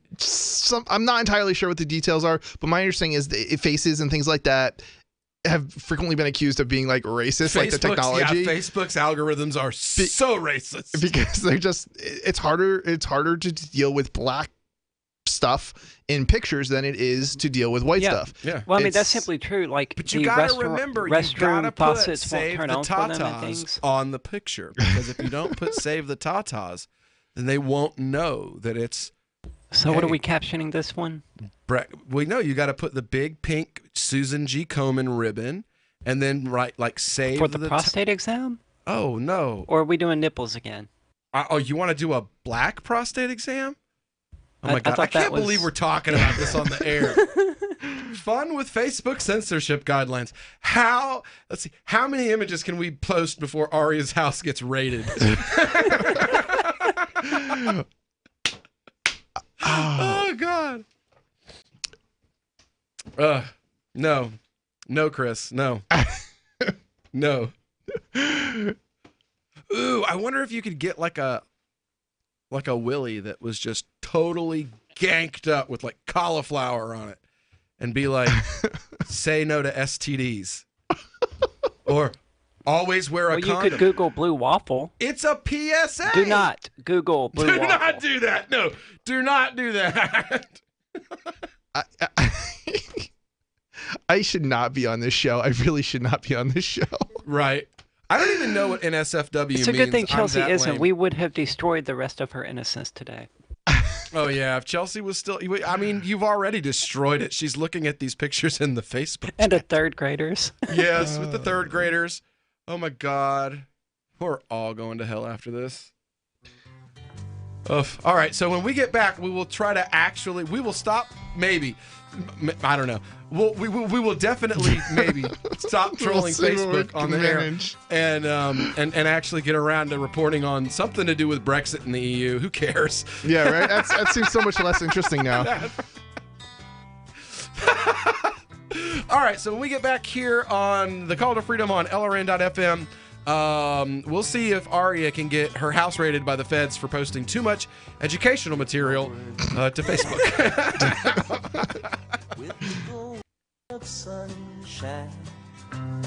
Looking for a great real estate investment? Consider New Hampshire, which is ground zero for the Liberty Movement. Your first call should be to Mark Worden from Porcupine Real Estate. He's more than just a real estate agent. He's your New Hampshire concierge. Where are the best places to live? Do you want farm, city, the burbs, or forest? Do you want a duplex or multifamily building so that renters pay your mortgage? There are homes in all price ranges in New Hampshire, and Mark can help with financing too. Invest in Liberty and property. Mark Worden can help. PorcupineRealestate.com. Free Talk Live. Most people, when it comes to what the government demands about their property, the zoning board or whatever department we're dealing with here that claims to have dominion over what you believe to be your property, most people just go along to get along because they understand that something nasty will happen if they don't. They understand that if they don't do what the people calling themselves government demand that they do, that eventually men with guns are going to come to their house, possibly just take it from them. And I think everybody inherently knows that there's a threat of violence behind what the government does. Oh, I know. You like to tell yourself stories about how it's the price of civilization to pay taxes. The price of civilization is zoning. It's the price of civilization to obey orders. Well, don't forget the pig farm excuse. Oh, sure, yeah. If you didn't have zoning, somebody would open a pig farm right next door to you. Free Talk Live, 7 nights a week from 7 to 10 Eastern, live on the Liberty Radio Network at LRN.FM. Did you know you can get news updates about what's happening with the Liberty Radio Network delivered in the way you prefer? You can sign up for our email updates at updates.lrn.fm. Plus, you can stay in the loop by joining our Facebook profile at facebook.lrn.fm or follow us at Twitter at twitter.lrn.fm. It's all free, so sign up now at updates.lrn.fm for news updates delivered to your email box, facebook.lrn.fm to follow our Facebook page, and twitter.lrn.fm to receive our tweets. Are you tired of governments murdering people around the world? Stop using their money. There is an alternative. Bitcoin is a stateless, free market, non-political currency. Bitcoin cannot be inflated or controlled by any government. By using their money, you are helping the state. Stop doing it. You have an incredible alternative available now. Learn it, use it, spread it. Get started with Bitcoin at bitcoin.com. That's bitcoin.com. Imagine someone in your community getting in their car, turning on the radio, and hearing the Liberty Radio Network. You can make that vision a reality with your own micro radio station. Visit broadcast.lrn.fm to learn how you can put our programs on the air in your area. You can have LRN.FM running around the clock, and you can even add in your own local shows. Building a radio station is simple, but programming isn't. That's where LRN.FM comes in. Learn more at broadcast.lrn.fm. That's broadcast.lrn.fm. Is spreading the message of liberty, cryptocurrency, and peace around the globe worth $2 per month to you? As you may already know, in addition to our internet feed, LRN.FM broadcasts on free-to-air satellite across North and Central America, as well as Sub-Saharan Africa. And we've been available on satellite for free 24/7 since 2010. The LRN.FM free-to-air satellite signal is reaching some of the most oppressive regimes in the world, and there's no doubt our ideas are making an impact. You can learn more about the channel's impact by watching the 3-minute video at fund.lrn.fm. If you'd like to help free minds globally with our ideas of liberty, cryptocurrency, and peace, you can donate as little as $2 per month via fund.lrn.fm. You can help us continue and expand our satellite broadcast to multiple continents. Visit fund.lrn.fm today, and thank you for your help. Don't forget to share the link on social media. That's fund.lrn.fm. What's up next? Visit the Liberty Radio Network program guide to find out at shows.lrn.fm. That's shows.lrn.fm. You are listening to The Call to Freedom live on LRN.fm. تستمعون إلى نداء للحرية مباشرة على LRN.fm.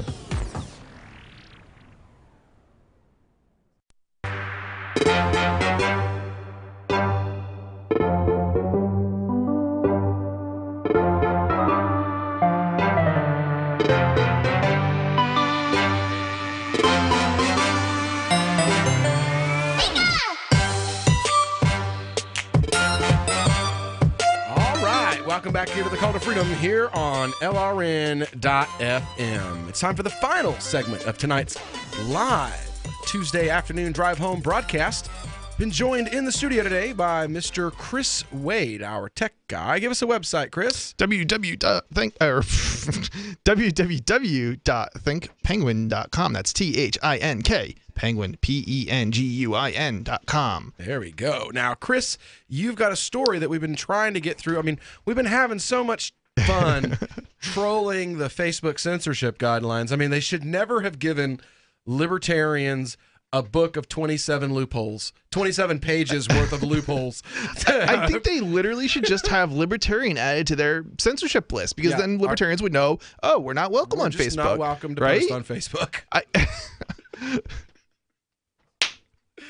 But see, first it's educational purposes. So nudity is okay as long as it has an educational purpose. So, nudity with an educational purpose is totally okay.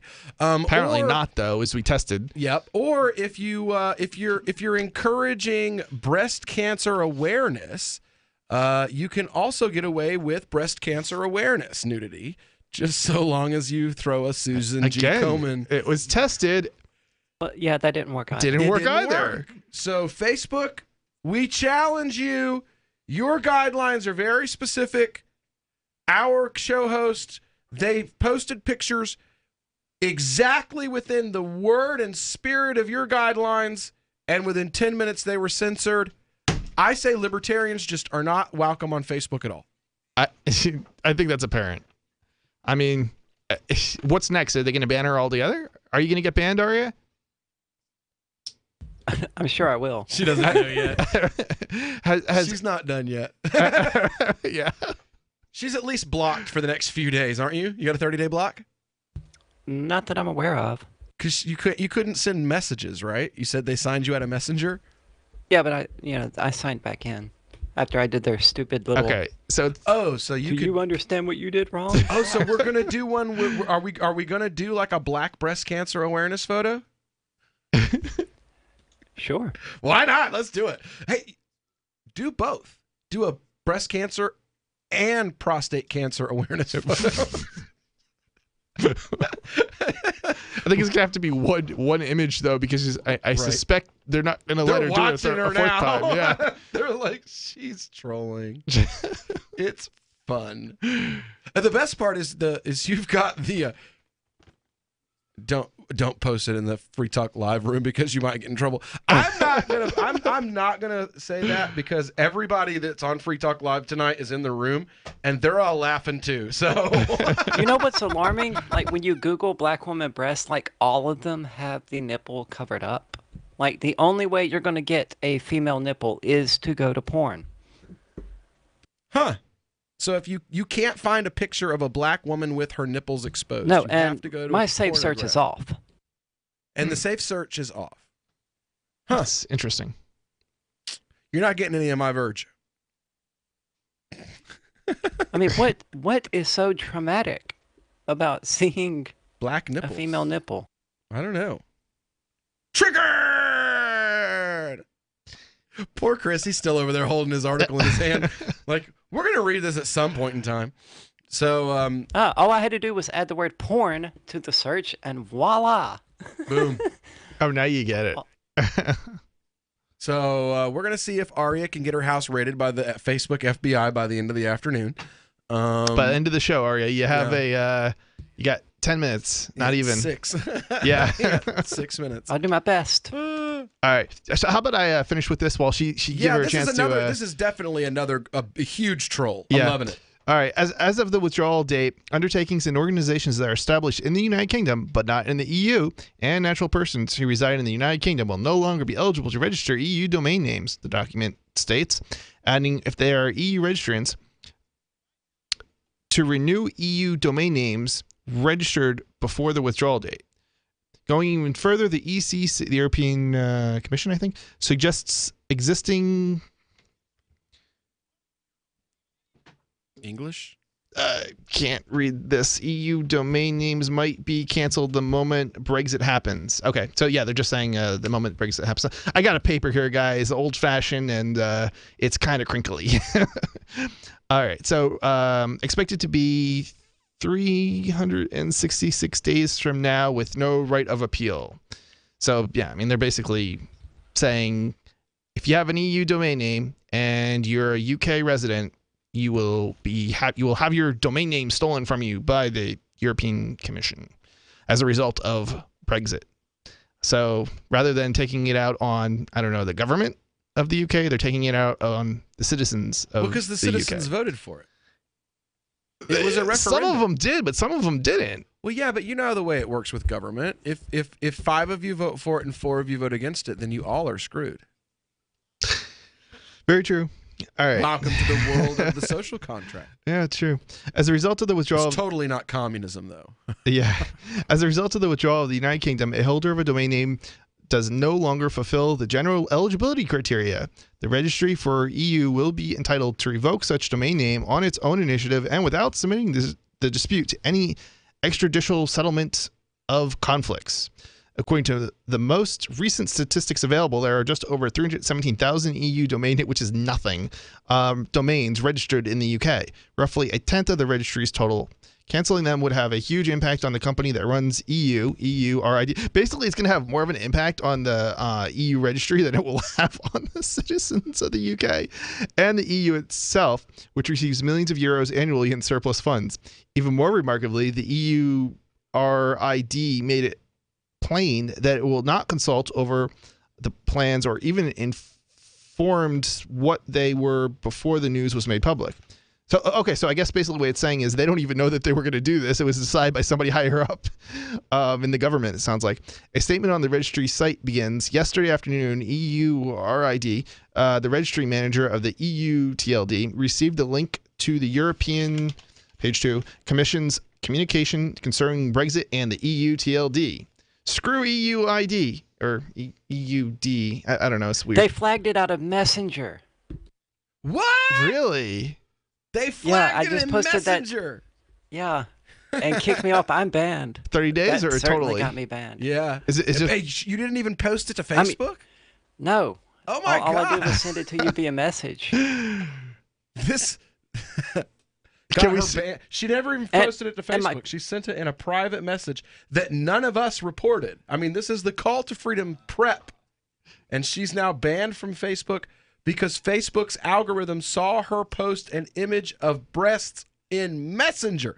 Not publicly, in Messenger. And it promoted breast cancer awareness.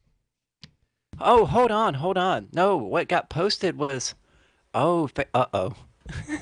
What? I have the attention of Facebook moderators now, and they are going through my old posts. Facebook moderators are now combing through Aria's Facebook page as far back as they can. And I have never been hesitant to, well, I am right now because we're on the air and I don't want to get in trouble, but to use the FAG word that you mentioned earlier. Yeah. I've never been hesitant to use that.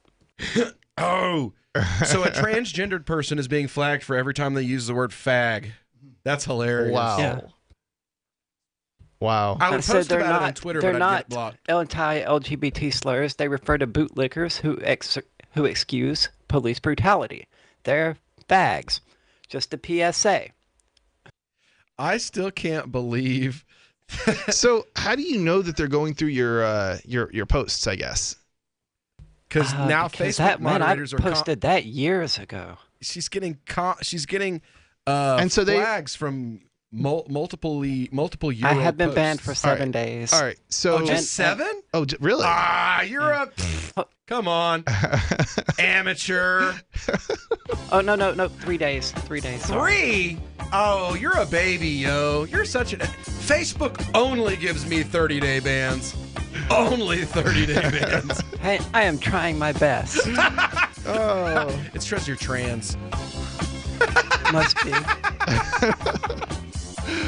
Oh my God. All right. So what a great show. Yeah, it was. That was so much fun. That was Trolling good. Facebook on the air is always fun. All right, anyway, when we get back tomorrow, we'll have, who knows, more frivolity, more useless and unnecessary bad jokes, and offensive material, but it'll be fun. Stick around. Free Talk Live's coming up next. We got a show like this every night. It's going to be super popular. Hi, I'm Derek J. To me, an activist's calling is to actively work to advance a cause. The cause for which I work is personal freedom. I believe my life is best when I engage in voluntary interactions and self-government. I reject the idea that anyone else has a higher claim to my life or my body than I do. I see people who call themselves the government as a threat to my personal freedom. I realize you may feel differently, but my relationship with the people who call themselves the government is completely involuntary. If Starbucks used some of its money to drop bombs, I wouldn't shop there. So why would I support the American empire? The empire does not require my consent. Derek J's Victimless Crime Spree. Watch it for free and order the Director's Cut DVD at victimlesscrimespree.com. That's victimlesscrimespree.com. The three most important things you can do for LRN.FM are: 1. Let your friends know you're listening to LRN.FM on your social networking profile. 2. Buy the things you buy online through shop.lrn.fm. 3. Give $5 a month to the AMP program at amp.lrn.fm. It's my firm belief that the AMP program is the best use of your charitable dollar among liberty-oriented groups. Support all your favorite organizations, but make sure you give $5 a month to the AMP program at amp.lrn.fm.